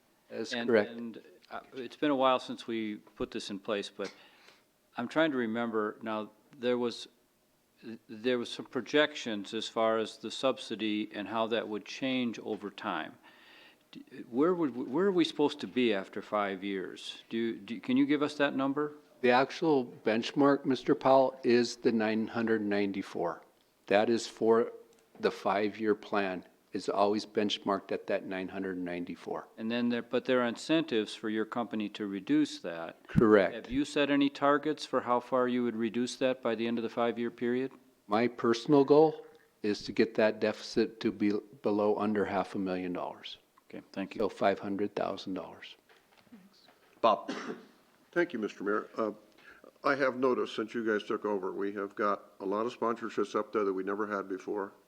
And while I haven't kept track of every event that's occurred, I'm willing to guess that there have been more events per month than we've ever had before, since you guys took over. So I guess I concur that we've had some problems, but I think there is a light at the end of the tunnel. So I wish you guys luck in getting this all together, and we'll be looking forward to it. The only thing that I would add is I certainly understand the situation you guys were presented with, and so I'm sorry, Ms. Dixon, that you had to come here to get grilled a little bit for something that you didn't have to deal with. But we also appreciate your candidness and coming in and being able to do that. And of course, we know that the event center was not designed to be a money maker. It's a subsidy that we do take. But it is the economic impact that we look at more when it comes to the event center. So I appreciate that understanding of it as well. And so it'll probably take some time to claw out of where you were at, but we know and expect that you guys will be able to do that. So, Chris, you have anything to say? No, you're good. Yeah, I do. And it's not necessarily questions, but, you know, and you guys don't have to stand to answer me, unless you feel like it. The audit information we had described it as deeply flawed, could not perform the audit. And I understand we have you in place now to take over that. But let me tell you, Spectre can't say I take responsibility for this. This is a leadership failure that should have been caught. I don't have any more confidence today that it'll be caught than I guess I should have a few months ago. I'm not saying I don't have confidence in your ability, but if you're making a mistake, where's your oversight? Your oversight is just the same. We are paying more, and as I go through it, and I'm looking at the Event Center income statements, FY14 through 17, is 17 the year that you're describing as the stub year? That is correct. So from 14, we're steadily increasing on all of our numbers in the amount that we pay. So I don't see where this partnership is mutually beneficial.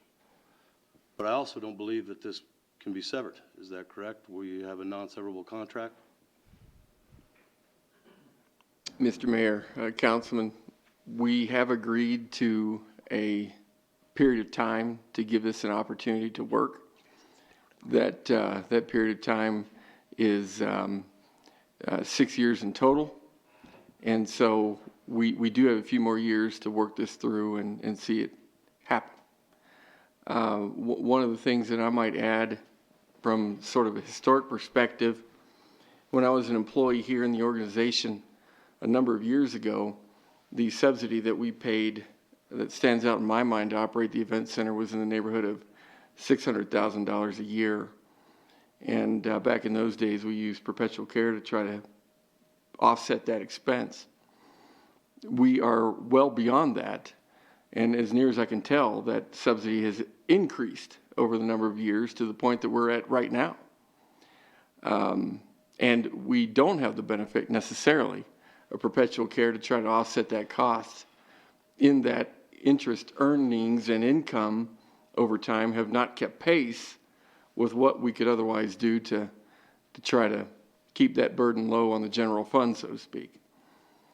I am happy to see a reversal of that subsidy incline now. My hope is that that decline continues in a positive trajectory to the extent that Mr. Murphy's prediction will come to pass.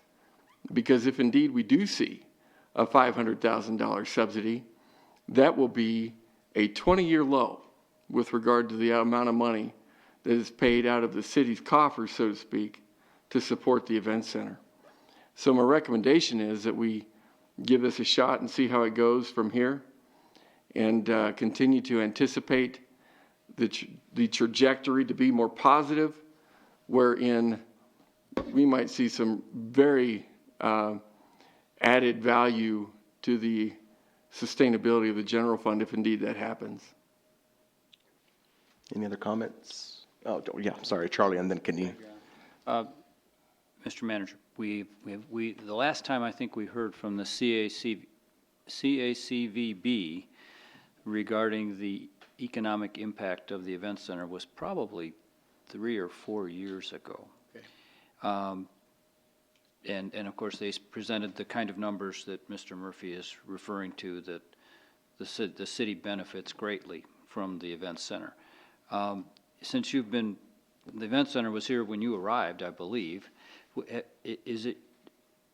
Can you comment on whether you consider those statements valid, that the subsidy is paid for by sales tax revenue and economic activity in the community and is thus justifiable? Is that a fair question to ask? Oh, I think so, Mr. Mayor, Councilman Powell. Having been around operations of this nature in the past, the data would indicate, generally speaking, that economic impact and economic activity that is ancillary to events occurring at facilities like this makes up for an out-of-pocket obligation that the host community would have. The problem is that when you're facing a downturn or you're facing a revenue shortage and that kind of thing, it's nice to see and understand that that is probably occurring, but it still becomes a difficult balance to find when you're trying to dig money out of a general fund that's already feeling some economic difficulty.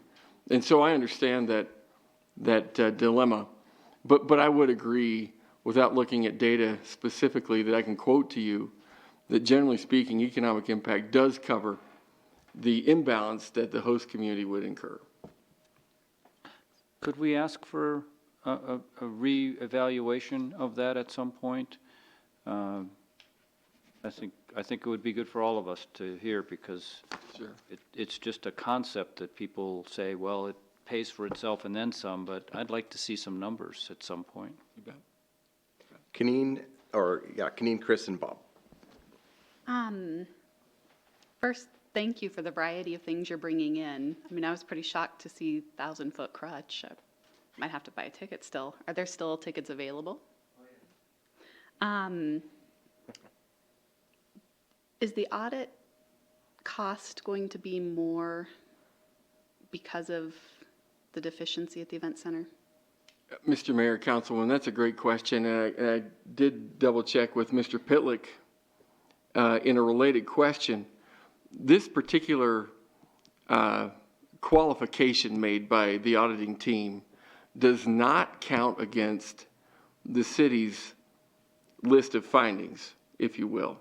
So in other words, the findings that you're reading about right now in your audit report do not include the qualifying statement that our auditing team made about the event center. So be aware of that. And so in regard to that, we do not incur an additional cost to do the audit or to do the field testing that will take place in the interim to ensure adequate compliance that the event center is hopefully maintaining between now and the time we go through another full audit. And just one last question. Do we have a plan if there is a second bad audit? Mr. Mayor, Councilwoman, we will definitely bring you a plan in the event that there is a repetitive occurrence of bad audits. You bet. Chris? You had the Camplex, right? That's in the city limits? Correct. Gillette? How did that compare, and did you guys run that yourself as a city, or did you sub it out? Mr. Mayor, Councilman, good question as well. The city of Gillette shared the subsidy responsibility with the county.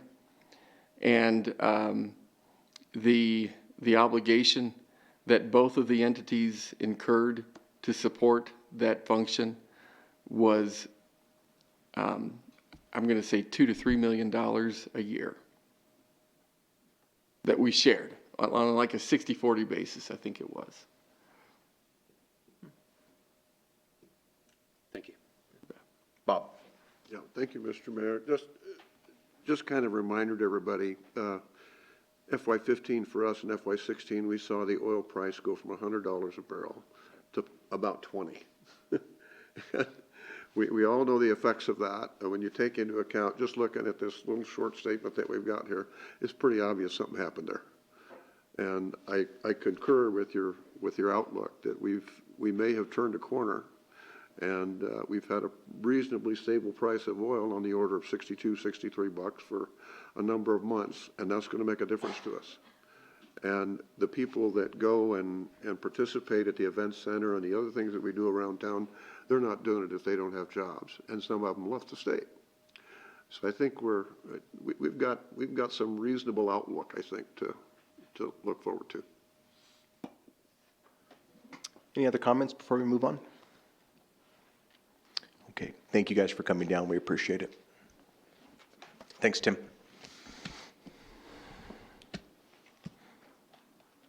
Agenda review.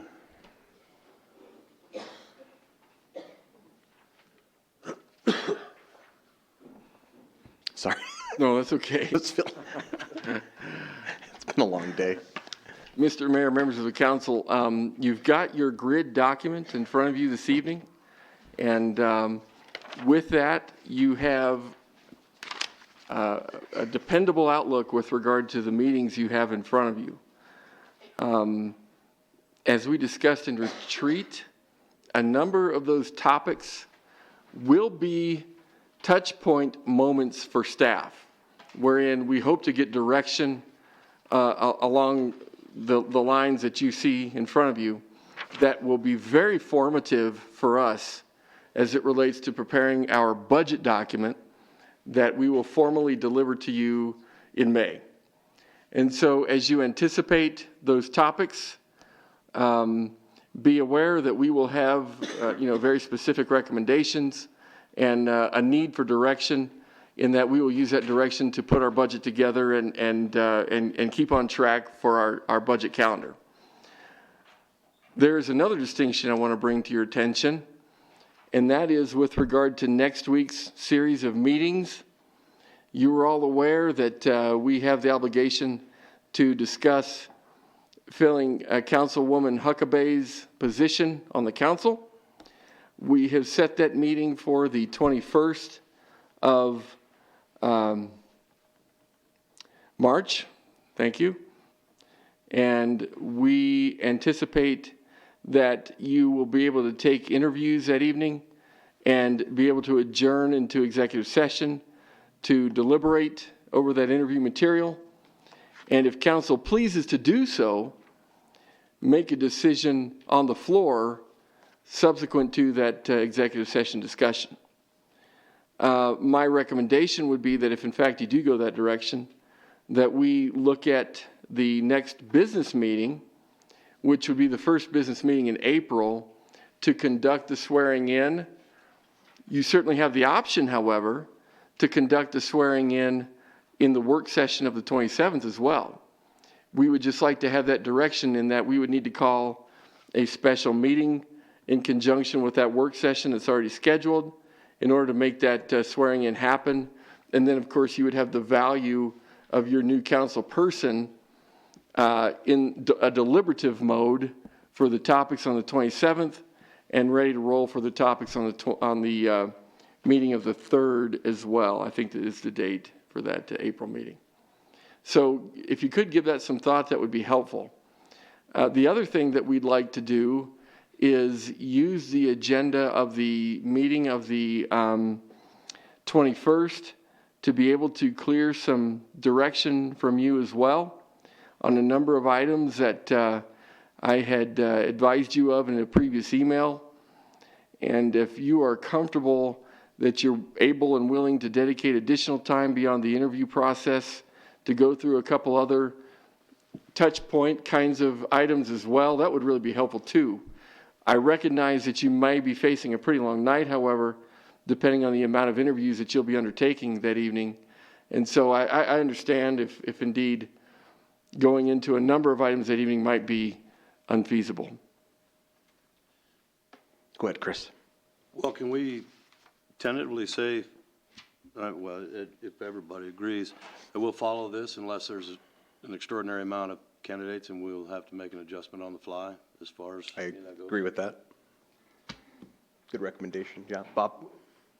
I'm sorry, maybe I'm not following along here. If we interview on the 21st, we're already in session, and couldn't we just go ahead and appoint that night? That gives this person a week to get on board, and we won't be putting this person in the position we put Dallas in last year, that we had to have the budget passed the week I think you got here. And that wasn't fun, right? The judge will be, yeah, the judge will be here, so. Removing all the paperwork from my driveway. Is there a plot, because is it feasible for us to swear in that new member that night? Mr. Mayor, members of the council, typically what new appointees like to do is have members of their family present and that kind of thing for the swearing-in ceremony. And so we generally try to accommodate that type of desire. And so that's why we recommend probably the following meeting, which would be the work session of the 27th, or the following business meeting, which would be the 3rd. But council can do whatever they desire. We do 27th? The 27th, you're going to be gone, possibly out of town. I will, but we're probably going to make the decision before that. Yeah, that's true, so. No, so, yeah, I think that's great. I think we can do it on the 27th for the swearing in then. Very good, thank you. Yep. We will make that happen. You bet. And then I think we should take that advisement from what Chris said about if we get some influx of a lot of people that were not here till midnight trying to do a work session and trying to do all that. But with the tentative thought that we have the normal number of people that had in the past, that we're able to get through it in a decent amount of time and do the work session. You bet. Is that okay, Carter? Mr. Mayor, that'd be great, and I can tell you that if council wants to bump some of these items, that would certainly be council's prerogative to determine which are of a higher priority in the event that time becomes a premium that evening in dealing with a number of these questions that we would have in front of you. And most of those are questions that are pretty quickly dealt with too, don't you think? Well, you got the court thing. Well, that one's going to be a big one. And I do have a question. Okay, hold on one sec, Chris. Got you first. Go ahead, Chris. Yeah, just so that I don't drag out that meeting. On the full-time judges, what I would like to see, what I'll ask for is what would a command structure look like? How would that operate? What would an office be if there was the single judge?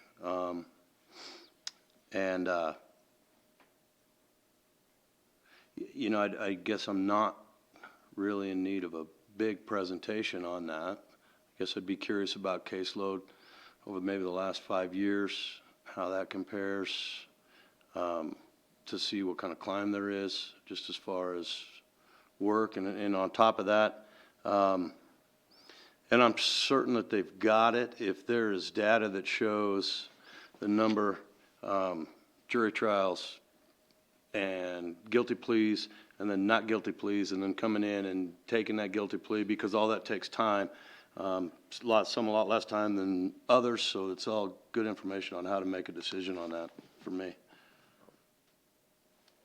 Go ahead, Dallas. Oh, yeah, thanks. Go ahead, Dallas. So, as I really wasn't sure of the policy you guys followed when I got appointed, but the one that's clear in my mind is about the city attorney. You get a large number of applications, and then do we go through them and just get the final 3, and that's who we interview? Well, and I think I think the last couple times we've just interviewed all the applicants that have put their names in. Because generally it's been anywhere between 7 to 13. Is there a requirement we do that, or? I don't think is we this have, something that's been done, and yeah. is there, so let's say that you get a bunch of applications and some of them are clearly superior to the other ones, and do you still want to interview everybody, or do you want to do like we did with the city? Didn't we talk about setting a cap on it just in case? Yeah, I think so. When we did with Dallas, you mean?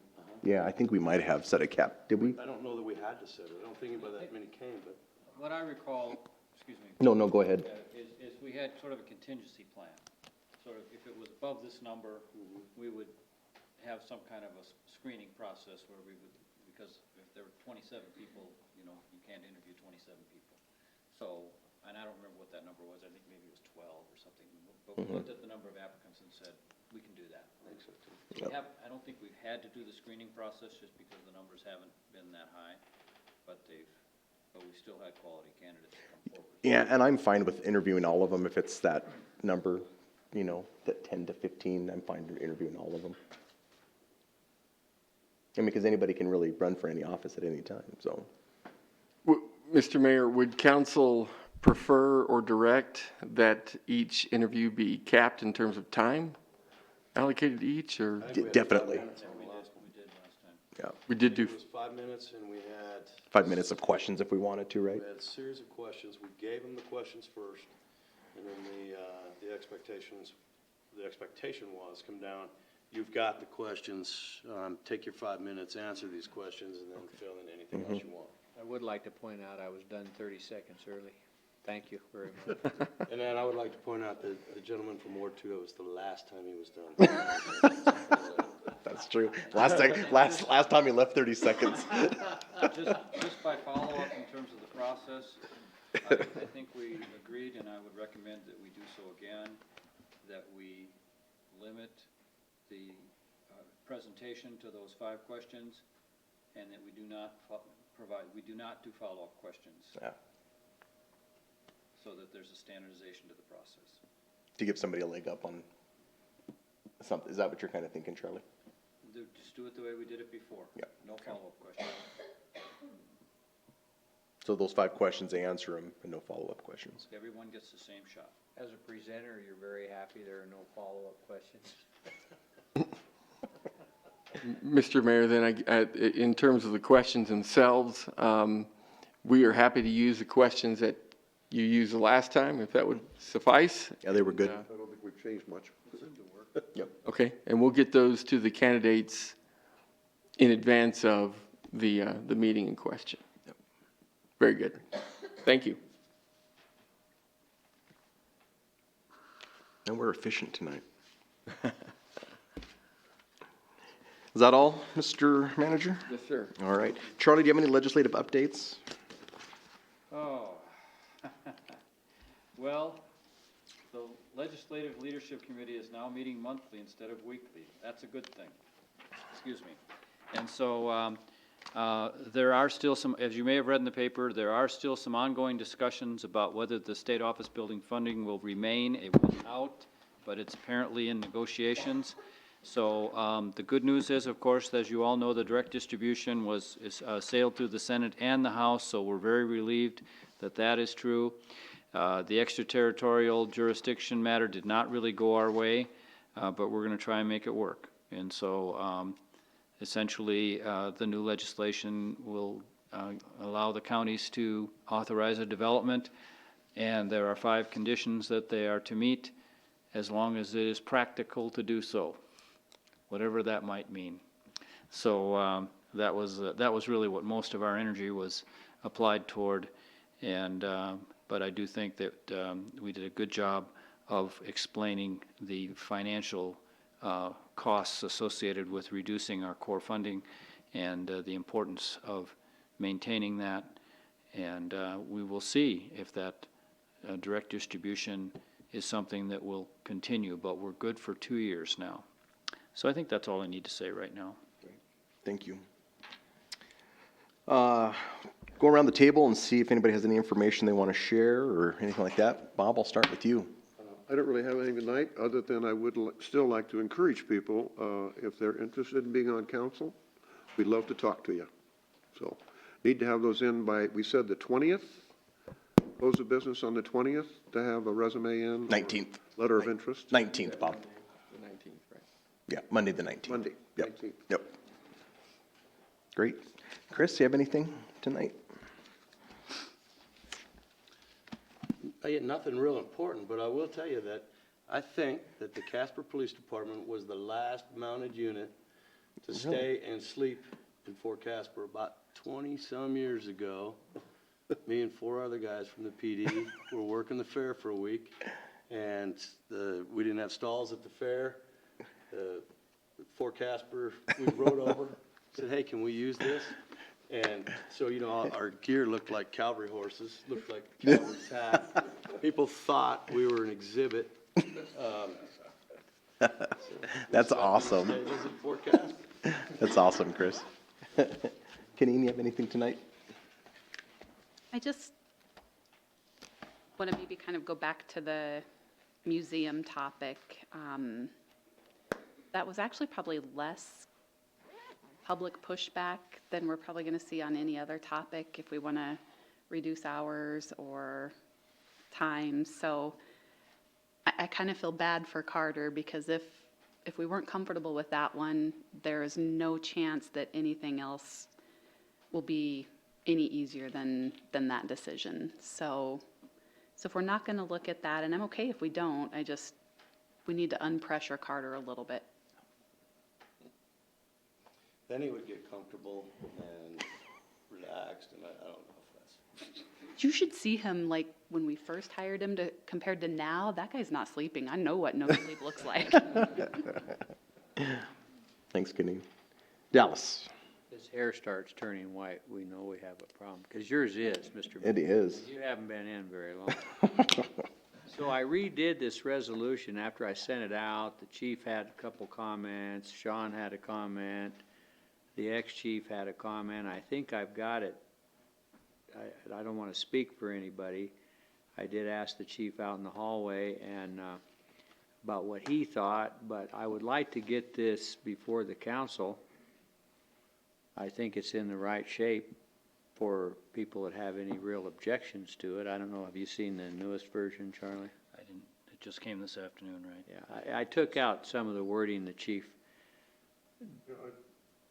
I do have kind of an issue with it, quite honestly. I really believe that we're better off letting the people that do security, being our PD and the people at, up on the hill in the school district, let them work at something and come back to us. And if there's something we can do specifically, rather than pass a resolution, if there's something we need to do, I prefer to have their recommendation before we go online stating that the obvious. I mean, is there anybody here that doesn't support taking care of our kids?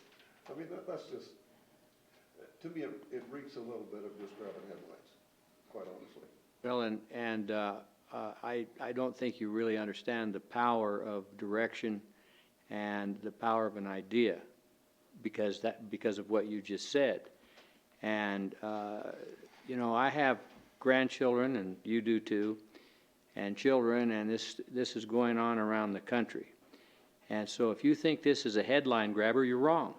You're just plumb wrong, and you've got your mind in a place that I can't conceive of, because there isn't anybody that should be afraid to sign this and pass this resolution as a statement of this city, how they feel about this issue.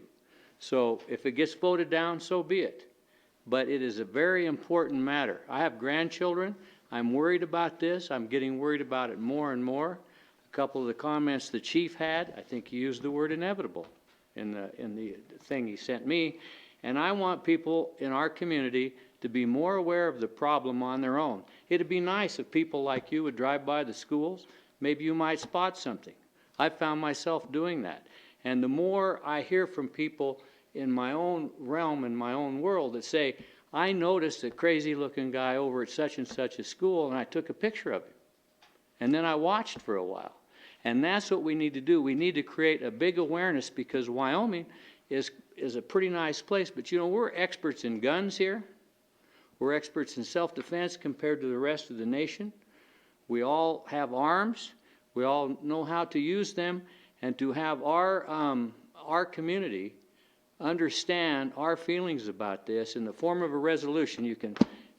But you didn't even vote for the last one, which I voted for because I felt that it was time people should quit persecuting other people. And so all I ask is the council to really think about this. This is a direction, a form of sending an energy out to our people that can't hurt one thing. And so if the press deems that it's a worthy thing to put in their paper, it's fine with me, because that's exactly how people become informed and understand and get more serious about protecting our children. I know I had a couple emails that said, well, it hasn't happened here. Well, it didn't happen in Florida yet either, until it did. And so the more we get our public aware, the more watchful they will become. It's like one of the things we're doing now is we have big billboards up, says if you see a drunk driver, turn him in. We didn't used to do that. And then somebody started putting up billboards. I put up a billboard on drunk driving. I put up a billboard on safety belts. I put a billboard up on texting. And the idea for me is to make people more aware of the safety that you can provide just as a community of people who are safety conscious and lawfulness conscious. And I think when it comes to these children, you said you had 4 kids in school. I think maybe you might be the only one with children actually in school. I've got a kindergartner. Those children have no clue what's going on. They can't protect themselves. And so this is a community effort in my view. So I would like to have this at least put up for a vote, because I think it's very important. I think it's every bit as important as Charlie's PFLAG resolution, and probably maybe one of the most important resolutions we put through this council ever. And I'll say that I support it. And in this you did, when I had mentioned what I thought what needed to be involved in that, and I appreciate the dialogue of having how we work together and all stakeholders and being able to do that. It's a statement of the city and policy, so I support it, and I'm fine with putting it on to vote for it if council so wants to do that as well. So, Charlie. I haven't read this version, and I appreciate all the work you put into this, Dallas. So I just think we should follow the process that we typically follow with any initiative. It took us 3 months, unfortunately, to move from a proposal that we received from the community to actually voting on a resolution regarding non-discrimination. I'm not suggesting that this should take that long, but I will not support being put on the spot to vote for something in the moment. I think it's been 50 years since the clock tower shooting in Texas. It's been almost 20 years since Columbine. These are very serious problems. It is a serious problem. It is not urgent that we do this immediately. And so I think we should follow our normal process, which should be a work session topic for us to discuss the language, make sure everybody's okay with it, and if there's a thumbs up from everyone that we put it on the agenda to pass the resolution, then we put it on, and we do that. So let's squeeze it onto our, that's what I would suggest, we squeeze it onto our work session agenda, make sure that we talk about it and see that the language is what everyone wants it to be, and that everybody wants to pass a resolution. But I don't like being put in the position of, if you don't pass this, you're somehow, I don't know, in favor of school shootings, because none of us are. So, but let's just follow the process we normally follow. Go ahead, Chris. In a technical sense, when we talk about Austin shooting and Columbine, it's been 6 years since we've had what's classified under federal guidelines as an active shooter in one of our schools. You were here at the time, right? It's not anything that is a big issue, as far as putting it on an agenda and talking about it. Let's do it at the next one that we've got on that special session. Okay with me? Is that okay? We can put it on that. Mr. Mayor, are we suggesting that it become a part of the meeting of the 21st or the next business meeting? What are we? I think were you suggesting that next work session on the 21st, Chris? Yeah, the one where we're talking about interviewing the candidates. Yeah, so the 21st. Okay. Yeah. Yeah, I'm fine with that. So it'd be next As week. Charlie said earlier to the guy that was gonna pay the $1.5 million, this is a no-brainer. This really is a no-brainer. So we'll be on that. It'll be on that topic next week. Okay. As a work session item? Yeah. correct? Okay, thank you. Thanks. You bet. Thank you, Mr. Mayor, for that. I think it's important. It's important to a lot of people with children. Thanks, Dallas. It's comforting. It's the comfort we've given in the past here. And to even debate it it really is an interesting thing. Or to say it's a headline-grabbing thing, because it's an important issue. And it's beyond personalities. And it's time for this council sometimes to step up. Yes, you haven't done it before. Well, kind of. But I've seen resolutions granted, as I mentioned once years ago, to me as a hockey coach. And probably this council wouldn't give me one today. I don't really care about that. But this I do care about. Thanks, Dallas. Charlie, do you have anything?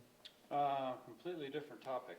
I was asked by Woody Giles to make contact. As many of you know, Woody has been asking us for years to do some looking into our property tax structure, and there is a gentleman that has worked with a lot of municipalities to look at different ways to structure our taxes to incentivize growth in blighted areas.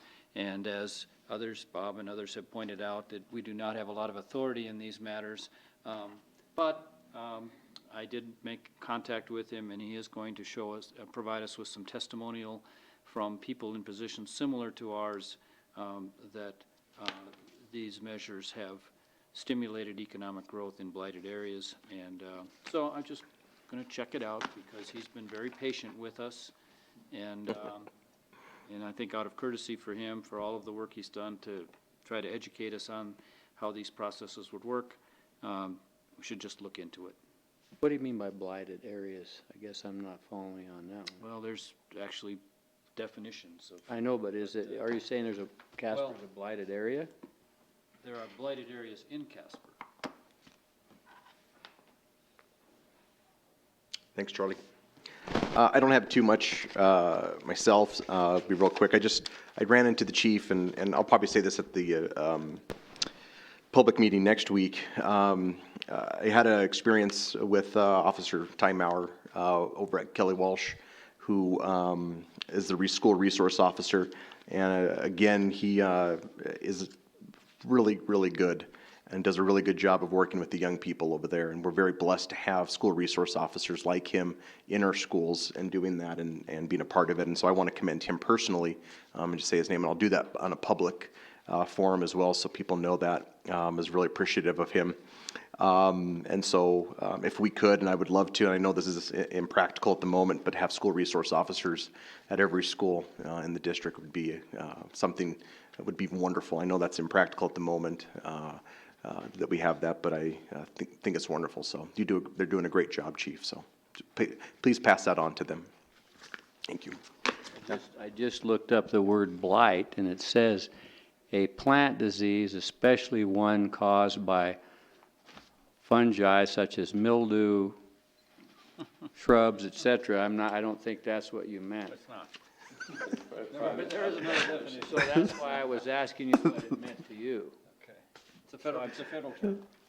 So I still don't know what you think it means. We'll discuss this later. Thank you all. Appreciate it.